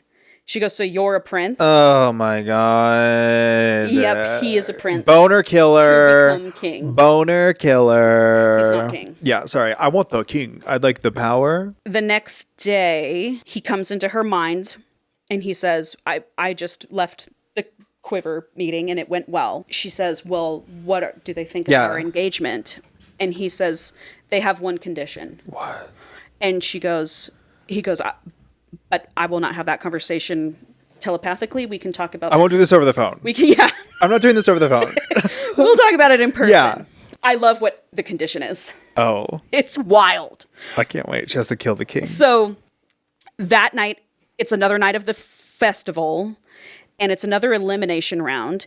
And this time, this elimination round is in front of the villagers. Live studio audience. The royals like to give the villagers like a sense that they're involved in the choice.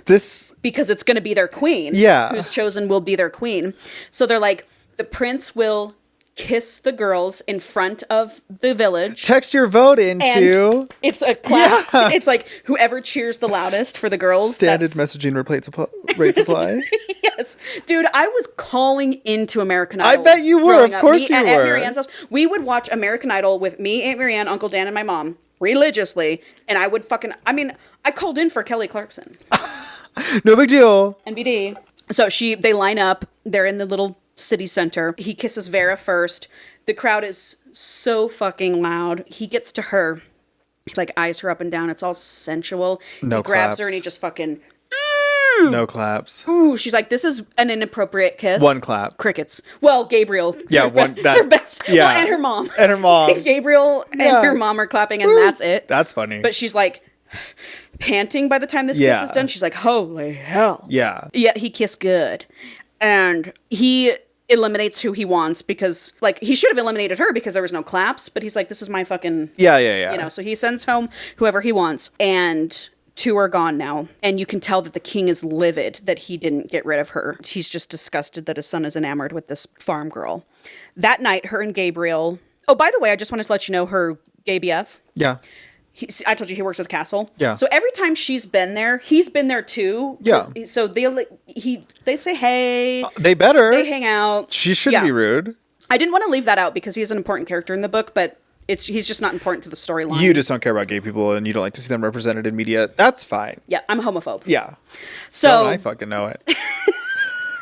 So that night, her and Gabriel go out. They go to the pub. Leo comes in. And he's like, can I hang out with you guys? And they're like, yeah. No. Gabriel's like, yes. What am I supposed to say? No? You're my boss. And she's still being defiant on purpose to him, even though she's fully Well, that's because that's what he wants. Well, and she's having fun now, too. Yeah, with it. yeah, yeah. You know what I'm saying? And so they all three have a blast together all night. He's like, my best friend is going to marry the fucking prince. My best friend's going to be queen. Yeah. And he's like, I'm going to be the best man at your wedding. Like, they're just having a blast Yeah, together. I want a promotion after she gets fucking queen. Like, I'm not working in the kitchen anymore. No. When they leave, Leo's walking out with Tem, and up trots the king on his massive fucking horse, and he's like, spits on her. He's like, you child running away from the thing, act your fucking age, blah blah blah blah blah. Like, return to the castle immediately. And Leo's just like, no. The king says, you stop this bullshit with her right now. He like pulls her behind. Ooh. He's like being protective of her, and the king's like, stop this bullshit with this chicken farm girl right now. And he goes, you better get used to it because she will be my wife and she will be queen. And Suck Tem's it, Dad. just like, yes, suck it, Suck Dad. it, Dad. I hate you. Ooh. And the king's like, I will take your title before letting you marry her, and you're going to suffer massive consequences for this insubordination. And then he takes off on If his you're horse. alive to do it, Right. bitch. Right. Hello. And Tem's like, take me somewhere, Leo. Just take me away. And he's like, okay, I'll take you somewhere special. And he takes her, To his childhood bedroom because he lives in the castle. right? Which I'm like, we're in a castle. No, it's not like there's toys. What are you saying to me? His childhood bedroom. Oh, no, You know. still. But I'm just like, at the end of the day, you live with your parents, You do. don't you? Well, and he's always going to. Yeah. Yeah. So anyway, he takes her through the graveyard up onto this little hill under a weeping willow tree and a bench, and she sees E and L carved into the weeping willow. Oh, so you're taking me to you and some other bitch's spot. Evelyn and Leo. Great. And he I tells feel special. Right. Well, I'll tell you why he does this. So To tell her a sad story to get her in the fucking sack. No, I know the move. that's not why. I've done it before. It's manipulation. Yeah. Yeah. He tells her who Evelyn was and that Evelyn was his first love. Obviously, the king didn't approve of her, and so they had a plan to run away together. They were going to meet under this weeping willow and run away forever. And the day they were supposed to run away, lo and Her behold, she body never shows up. was found floating in the river. Oh, I know she's dead. Yeah. I know she's dead. And so he still comes there every morning for a moment of peace, and he's like, I still am holding on to some shred of That one whatever, day she'll that one be day here she'll when be you here. go there. Okay, well then why am I here? Right. And so he goes, I understand what it's like to have an occupied heart. I understand you're in love with Caspin, and I will never ask you to not be in love with Caspin. Oh, he's doing a little poly pitch. What's that? Like polyamorous? Oh, poly. Like that can be your nesting partner, but I'd like to be your boyfriend. Yeah, he's well, he's just saying like, don't fault you for being in love with him, and she will always. A part of my heart will always be with Evelyn as well. It's okay. Well, I'm hoping. I don't. There's something I want to say, but I won't. I'll wait. Control yourself. It's hard. I know. She's like, oh, this sweet. He's so fucking sweet. Like, he's saying all this shit. And she's like on the fence because she is very much in love with Caspin. And they're talking about getting married. Like, hello. I'm just like, how you gonna be talking about getting married when you're in line to marry the human prince? I'm just like, I don't know what y'all are thinking. Well, I think you can be human married and snake married. Who are you gonna live with? You're just gonna be spending half the time in the mountain, half the time in the castle? Yeah, they're like next to each other. It's like the same city. I'm gonna wait till sweet little Leo falls asleep every fucking night, suckling his nipple, and then I'm gonna fucking go get fucked by this giant snake man. But when is she ever gonna sleep? I'll sleep when I'm dead. That's true. I'm getting fucked. Yeah, right. By 2 6'6" Yeah. men. Hello. Fucking Yeah. split me in half. Yeah. That night, her mom is staying in the village, so she asks Leo to stay the night at her house. Hey, my mom's not home. You They're wanna making come out. over? Yeah, she's like in this little chicken farm, you know. Yeah, but he's like kind of into that. He's got He like a is. chicken farmer fetish. Yeah, he likes the poor. The poor. Yeah, he's got a poor fetish. He does. Poverty fetish. So they're making out, whatever, and she's like, I'm just not ready. Like, I don't want this. So they go to bed. He's like, oh, that's fine. I will sit here. I will not come in your room. She goes in her room. She's feeling very guilty about how not only is she like kissing him and shit, but she wants him. Yeah. So she like takes the claw out. She's like, I can't have Whoa. this claw in me while I'm thinking about Leo. Because what if Caspian's listening? So she's holding the claw. Poof, it disappears. Heartbreak. He gets pissed. She's like, oh, Caspian's pissed. She's like laying there, tossing and turning. And she's like, fuck it, I can't. Yeah, I'm going to go fuck that. So she goes out. She finds him. They start making out. He carries her into her room and they get naked. And he's rubbing up all over her. And then he's like finger fucking her. And then she's like, please fuck me now.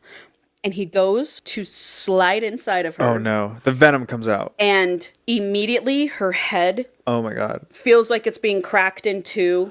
She feels overwhelming feelings of despair, anguish, and hate. And she sees flashes of her and Caspian's time together. Talk about manipulation. It'd be like that. Wow. That's like the fantasy you have when you find out you got cheated on. That like while it happened, all they could do was think about how bad they felt. Yeah. That's not what's happening. No. They're he's doing fucking. Yeah. So she's like screaming. She crawls up the bed and Leo's like, holy shit, what's wrong? Like, are you okay? Like, what the fuck is happening? Yeah. And so he's like, finally, she begs Caspian to stop in her head. She's like, stop, please stop. So he does. And then they lay down and he's like holding her while she's crying and he's just like rubbing her back. And he's like, please tell me what just happened. Yeah. And she tells him that she's going to start another war. She speaks to Caspian in her mind. And he's like, well, give me more details about it. And she's like, well, he kind of controls it. I try to access him, but he'll close the wall sometimes. And she tells him he controls it. He speaks and I answer. Ooh, it's like dating a narcissist. Been there, dude. Yeah. Oh, there were Caspian's got some red. The love bombing. Yeah. Yes. Just proposing to her day one. Explain why I was so into him right away. Right. Yeah, he's definitely a narcissist. Yep. And so the next day, she feels as if she's being split into two by these men. Leo is so gentle and kind to her and fun and funny. And she feels deeply for him. And Caspian is like fucking intense. And they're like already engaged. Cosmically connected. And that night she goes to see Caspian. And he's like, I'm so sorry for what I did. Like she doesn't say anything at all. She gets there. Classic. Yep. She gets there. She doesn't say anything at all. And he's like naked in front of the fire looking hot. And he's like, I'm so sorry for what I did. I'm just hanging out. And she quite literally, we have a I can't stay mad at you moment. And so he's on her. He's kissing her. Oh my God, dude. Him. She goes, well, what's the condition? What did the quiver say? And I gotta knock you up. Here's the condition. There is a ritual, Caspian said eventually. What kind of ritual? One that would legitimize our engagement, but only if you can withstand it. Withstand it? Yes. Is this a gangbang? You make it sound like an attack. It may as well be one. What is it? But he hesitated. It was clear this was difficult for him. Caspian, tell me.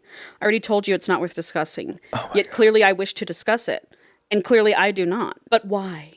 It would disrespect you, he said. Oh my God. Is it like a train? Everyone in the quiver has to do a train? Oh my God. I know. This is what I was wondering too.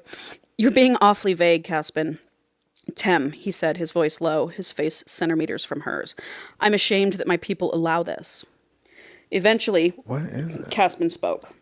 Basilisks are sexual creatures, he said slowly. Yes, Tem nodded. Obviously.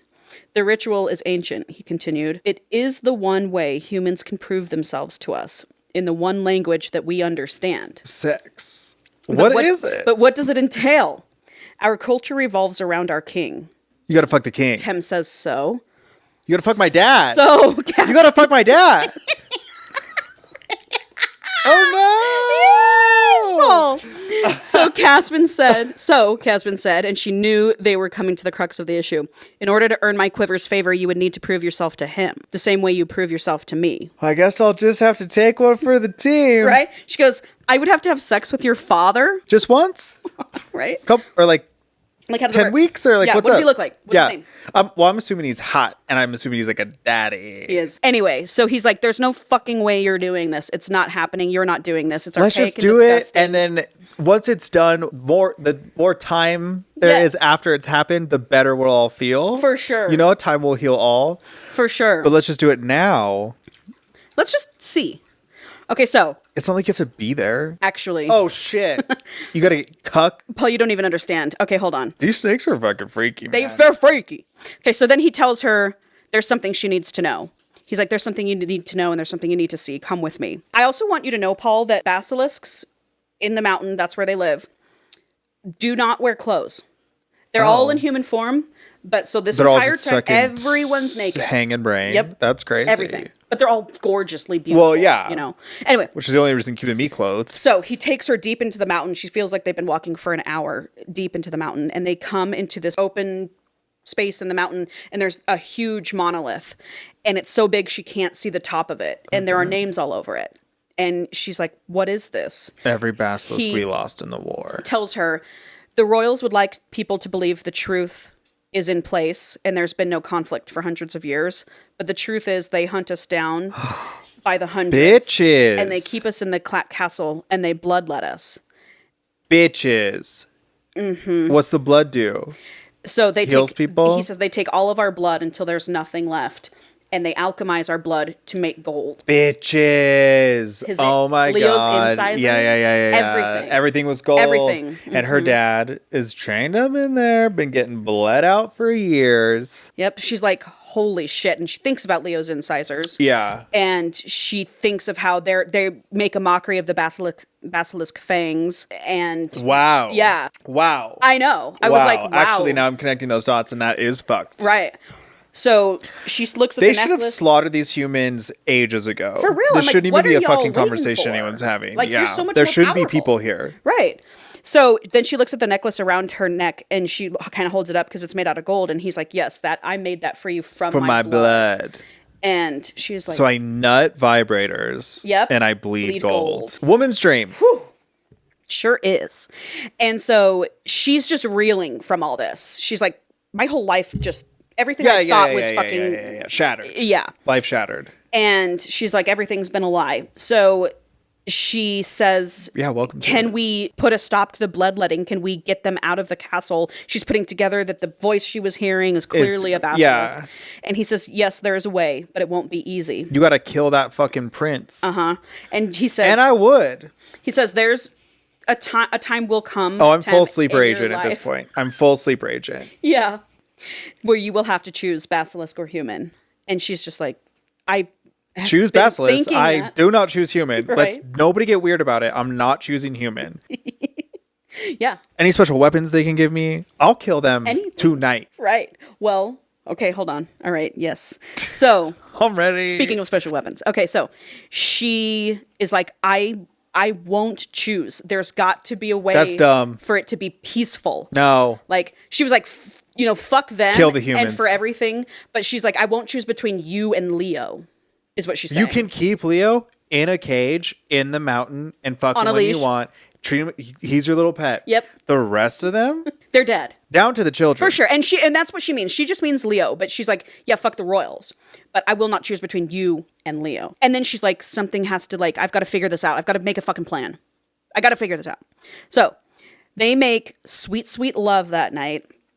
And he's that's kind of half transitioned the whole time. Like, he's scaling and smoke is everywhere. He's trying to fight it. And afterwards, they're just pillow talking. Yeah. And she's like, you need to tell me who you crested. I know you crested someone. Homeboy's dad. Okay. Yeah. Put it together, bitch. We So have he a says, whole fucking royal assassination to plan. Right. So the Drakons, Drakon, okay. That's his quiver. Okay. Senecas are Rose quiver. Okay. So the Drakons have had difficulties with the Senecas for centuries, long before the war with the humans. Both quivers have fought for power at times. It has become violent. Caspin paused. My father, he said slowly, values power above all else. He's willing to sacrifice anything for it. Are you, she asked, willing to sacrifice anything for power? Caspin pulled her closer as if he were afraid she might slip away. Not anything. Caspin, she whispered. Not you, babe. Tell me what happened. It's not complicated, he said quietly. My father wanted the throne. Another basilisk was in the way. My father asked me to crush them, and so I did. Who? Rose's father. Why did you do it? Caspin sighed. I literally just told you. Right. Caspin sighed. There's no limit what I would do for those who I love.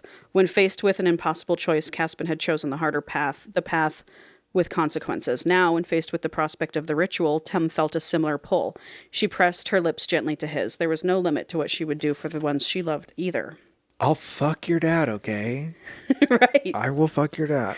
God, if I have to. Yes. Like, I know it's really selfless of me, but I will fuck your dad. So she leaves and she's like, I'm gonna tell Caspin. He can't tell me no. I'm gonna do the ritual. What's your mom got to say about this? So she hasn't told her mom jack shit. And her mom hasn't asked questions. No, Caspin's mom. Oh, Caspin's mom is dead. Oh, that's convenient. Yeah. And so is Leo's mom. They're both princes with that. dead moms and daddy issues. I love that. Yep. So finally, the next day when she's at home on the farm, she's like, Mom, why did you leave my dad? And she says, I left your dad because we couldn't be together. His family wouldn't allow it. And that's all she says. His quiver wouldn't allow it. Yep. So that night, Tem is in her bed and she's like jacking off. Yeah. And she's thinking about her and Leo and Caspin. That's what's up. She's like, couldn't the pleasure be immense with all three of us? Yes, it could. Yeah. Yeah, Eiffel Tower Yes, it could. you. Yes, it could. Be the cream between the two cookies.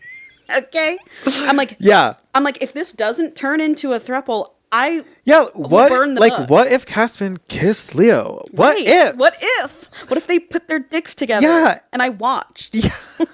So what if? So anyway, now we're on like the final day of the dating show. Festival. Dating show. The festival. It's the night when the king is supposed to give his crown to Leo. But he's going to pull stunts because he knows. We think he's gonna. Like, Tem's there, she's watching it, and she's like, I know Maximus, this fucking piece of shit, is not gonna, he's gonna pull fucking something. Yeah, you should kill him. And he's like hesitating, he's like, gives this big grand speech in front of the villagers. Ugh, kill him. He does eventually take his crown off and put it on Leo. Okay. As he puts it on Leo, we hear someone from the back scream, Justice for Jonathan, justice for Christopher. No. And then the crowd starts None of this. saying, the crowd starts getting wild. Oh my God. And it was like Jonathan's brother. And the king looks at Leo and is like, how are you going to handle this? And people are unruly now. They're screaming, Basilisks, snakes must die. Like, they're fucking like, doing all this shit. You guys are crazy. So you all die. Leo says, the snakes will pay for what they've done, but we need to discuss it. We won't make any rash decisions tonight. And then they start mosh pitting. They jump up onto like the little stage that Leo's on, punching him. Gabriel runs from the back and steps in front of Leo and is like helping Leo. That's right. I know.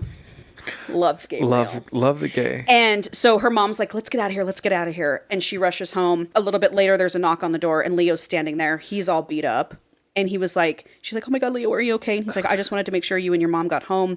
I just want to make sure you're safe. She's like, this sweet man. Oh, this weak human. He's so nice. I'm sorry that someone's nice and you don't I'm like sorry it. that they're nice while their family is bloodletting and blaming the basilisk. I know. Political nightmare. But Leo doesn't know about the bloodletting. Tem's like, I'm assuming. Well, then he's going to pay for the sins of his father. Yeah.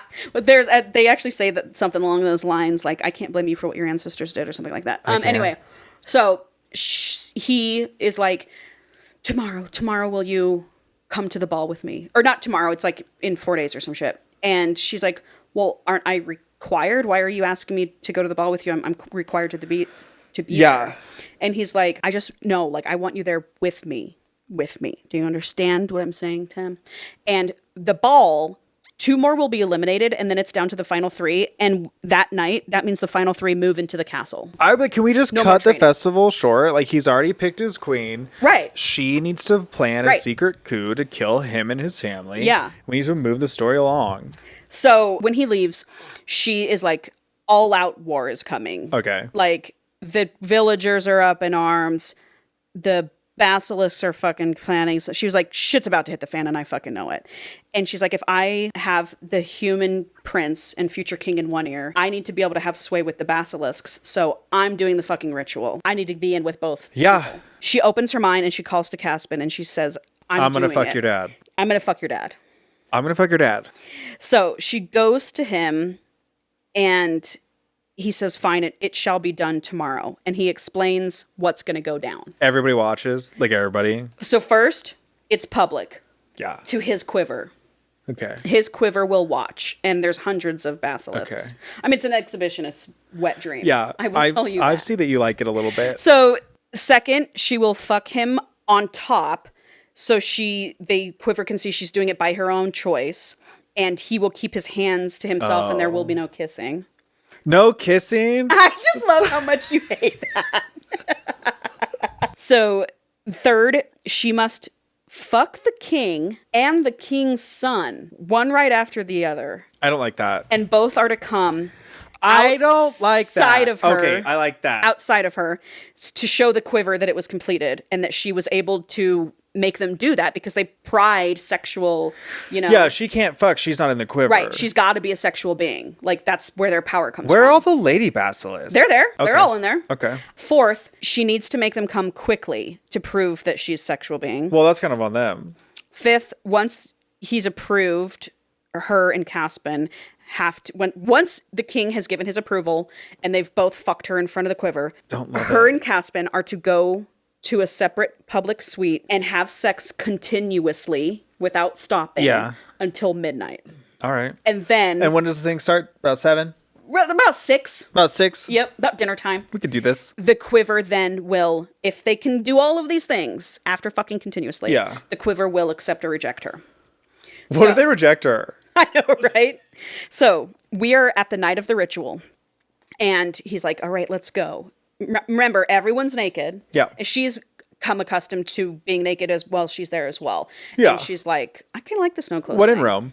So should they walk into this huge room deep in the center of the mountain, and it's like an auditorium, basically. Fuckatorium. And in the center is this huge, massive statue of Cora.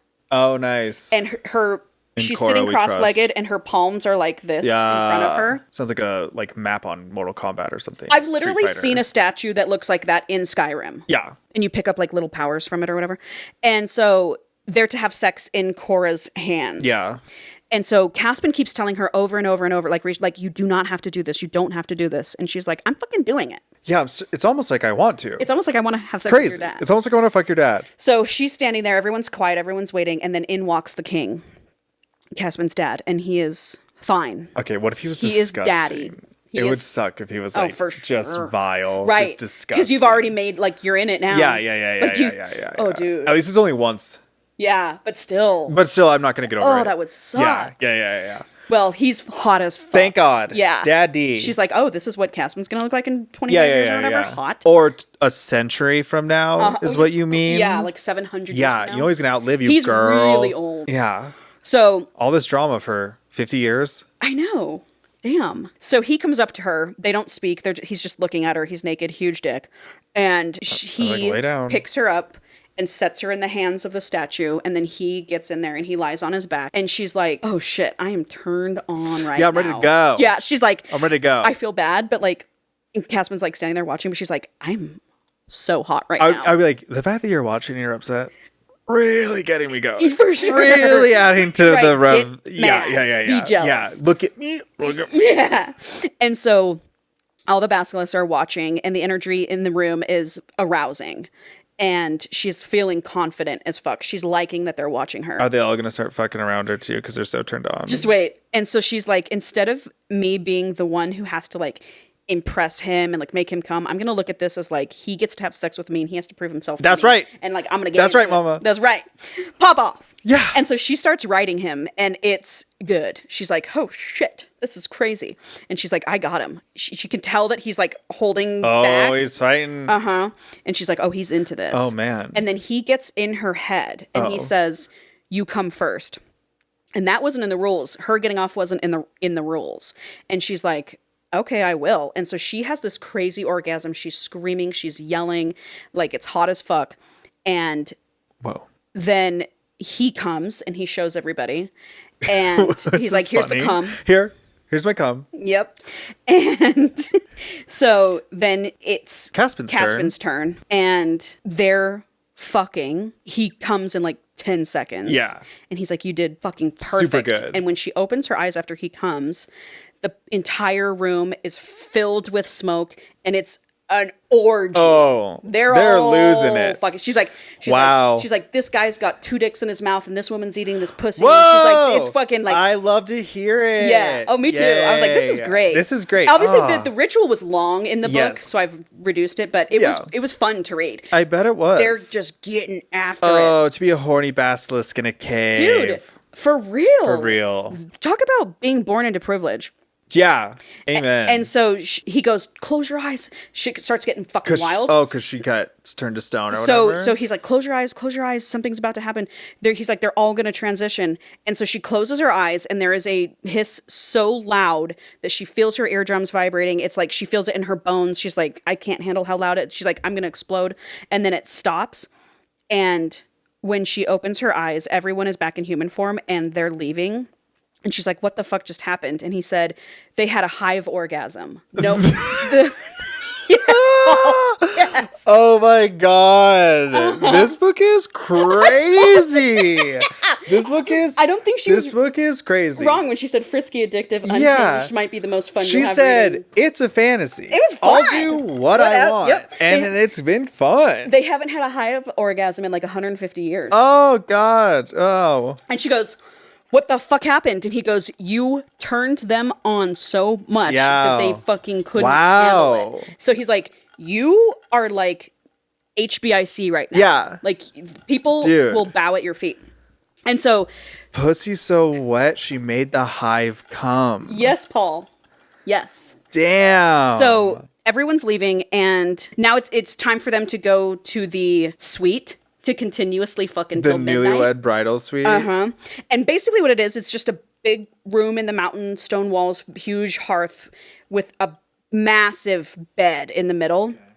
And people can just sit in there, watch them. Oh. Fucking, they're just supposed to fuck in front of everybody. Yeah. And so, this was so crazy. They start doing it, and he's like, just look at me. He tries to stay on top of her so other people can't, like, look at her body, and she's like, fuck that. She obviously likes the she's an watch, exhibitionist, for sure. She likes to be seen and she's heard. like riding him. It's just fucking like they're doing all this crazy shit. People are watching. Some are jacking off. Some are not. And some are fucking with them, you know? Yeah. And so then while she's riding him, one by one, everyone from the quiver comes up to her and like caresses her face or just like gently touches her. And she's like, what's going on? And he's like, they're enamored by you. They're accepting you. They can't take their eyes off you. Yeah. This is like an acceptance thing. Yeah. And so then socially, I'm loving their sex thing. Too. You know? I think it's beautiful how open they are. She's created a perfect world. This author. Lindsay Straube is her name, by the way. Sexy anyway, snakes. everyone in the quiver caresses her, and then all of a sudden, Rose standing there, like in the line to caress her. I don't think so. And he can't touch her. Caspin freaks the fuck out, takes her, puts her under him. He's like, he shouldn't be here. This is not his quiver. Not his quiver. He's gonna do that thing. Uh-huh. And he looks at her and he like tries to touch her and he goes, I hope he breaks you. And they're like, get the fuck out. Hours later, she's like in pain. She's touched like, her. I can't keep. No, just from the fucking. Okay. Well, she's where's like, his healing? She's like, exactly. She's like, I can't keep fucking. Like, this is insane. And he's like, it's a lot for me. What time is it? Close. It's 11 p.m. Oh, you got an hour in you. Come on. Yeah, I know. Come on. Rally. We're in the last hour. Yeah. And he can tell that he's trying really hard not to transition. He's been fucking for so long. His body's so keyed up that he's like fighting with every fiber of his being to not transition.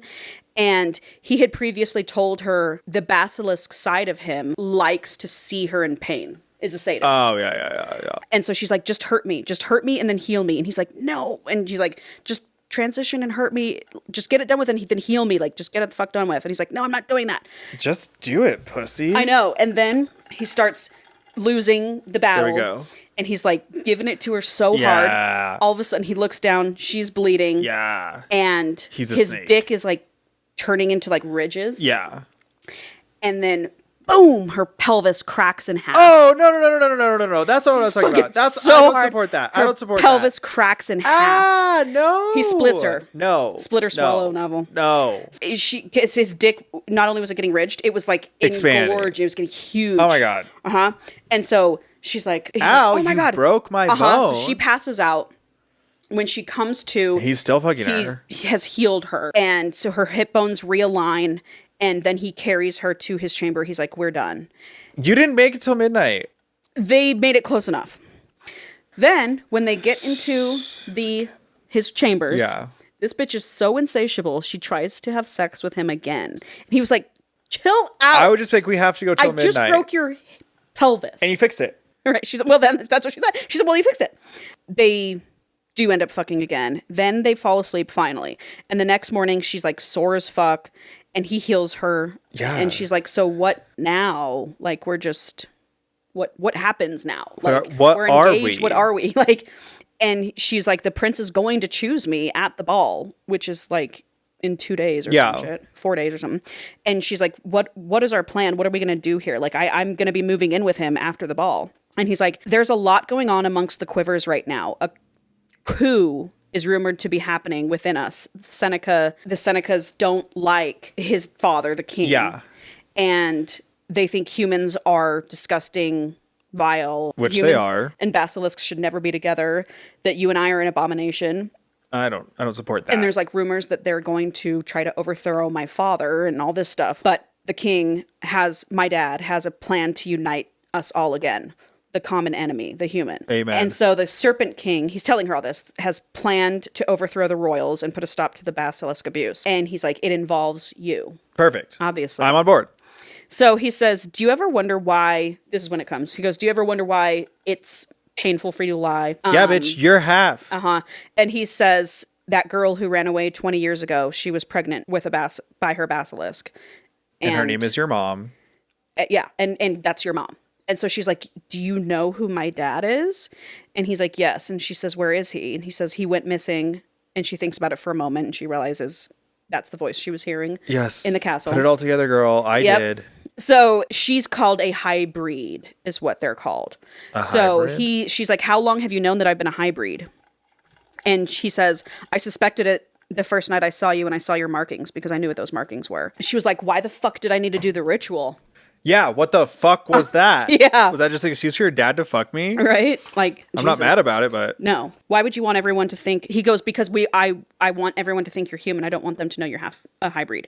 And she says, why would you want everyone to think I'm human? To protect you, Tim. From what? From everything. He threw his arms wide. My father, my world, my quiver. If they find out you're a hybrid, He trails off. Oh, no. Now it was Caspin's turn to take a moment to compose himself. I was a fool, Tim. He stepped closer. I thought I could protect you, but I have made things incomparably worse. Tim frowned. How? My father accessed your mind during the ritual. He knows what you are. He knows you're a half-breed. Tim remembered how Bastian had told her to finish first. Caspin, she said with conviction, what does your father want with me? Caspin closed his eyes. For once, Tim didn't rush him. Somehow she knew that they had finally arrived at the last piece of the puzzle. He wants you to crest the royal family.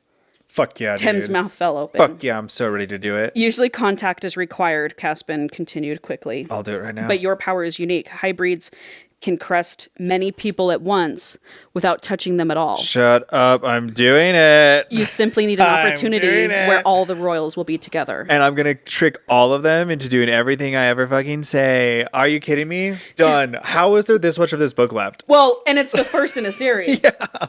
Tem felt lighthearted. The wedding, she whispered. Her wedding. Once you crest them, they'll lose their free will. They'll be vulnerable. My people would immediately take over. Was this your plan all along? Of course not. I never wanted this for you. How do I know you're telling the truth? I cannot lie, Tem. You twist the truth all the time. How do I know you aren't doing it now? What do you wish for me to say? You're precious to me, Tem. His voice almost broke. I do not want anything to happen to you. My father's the last person I would want to find out what you are. He's the cruelest man I know. And yet you're willing to kill for him? That was a long time ago, and it was my deepest regret. You know this. But Tem shook her head, struggling to grasp her new reality, a reality in which she couldn't trust Caspin. I don't know anything anymore. She's like, you just set me up this entire time. No, he would have had to said he did. Mm-hmm. Right.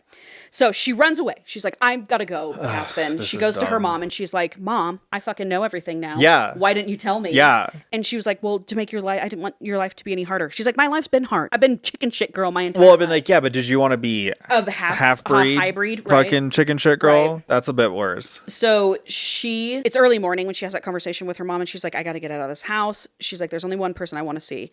She knows Leo will be under the weeping willow tree in the graveyard. So that's where she goes.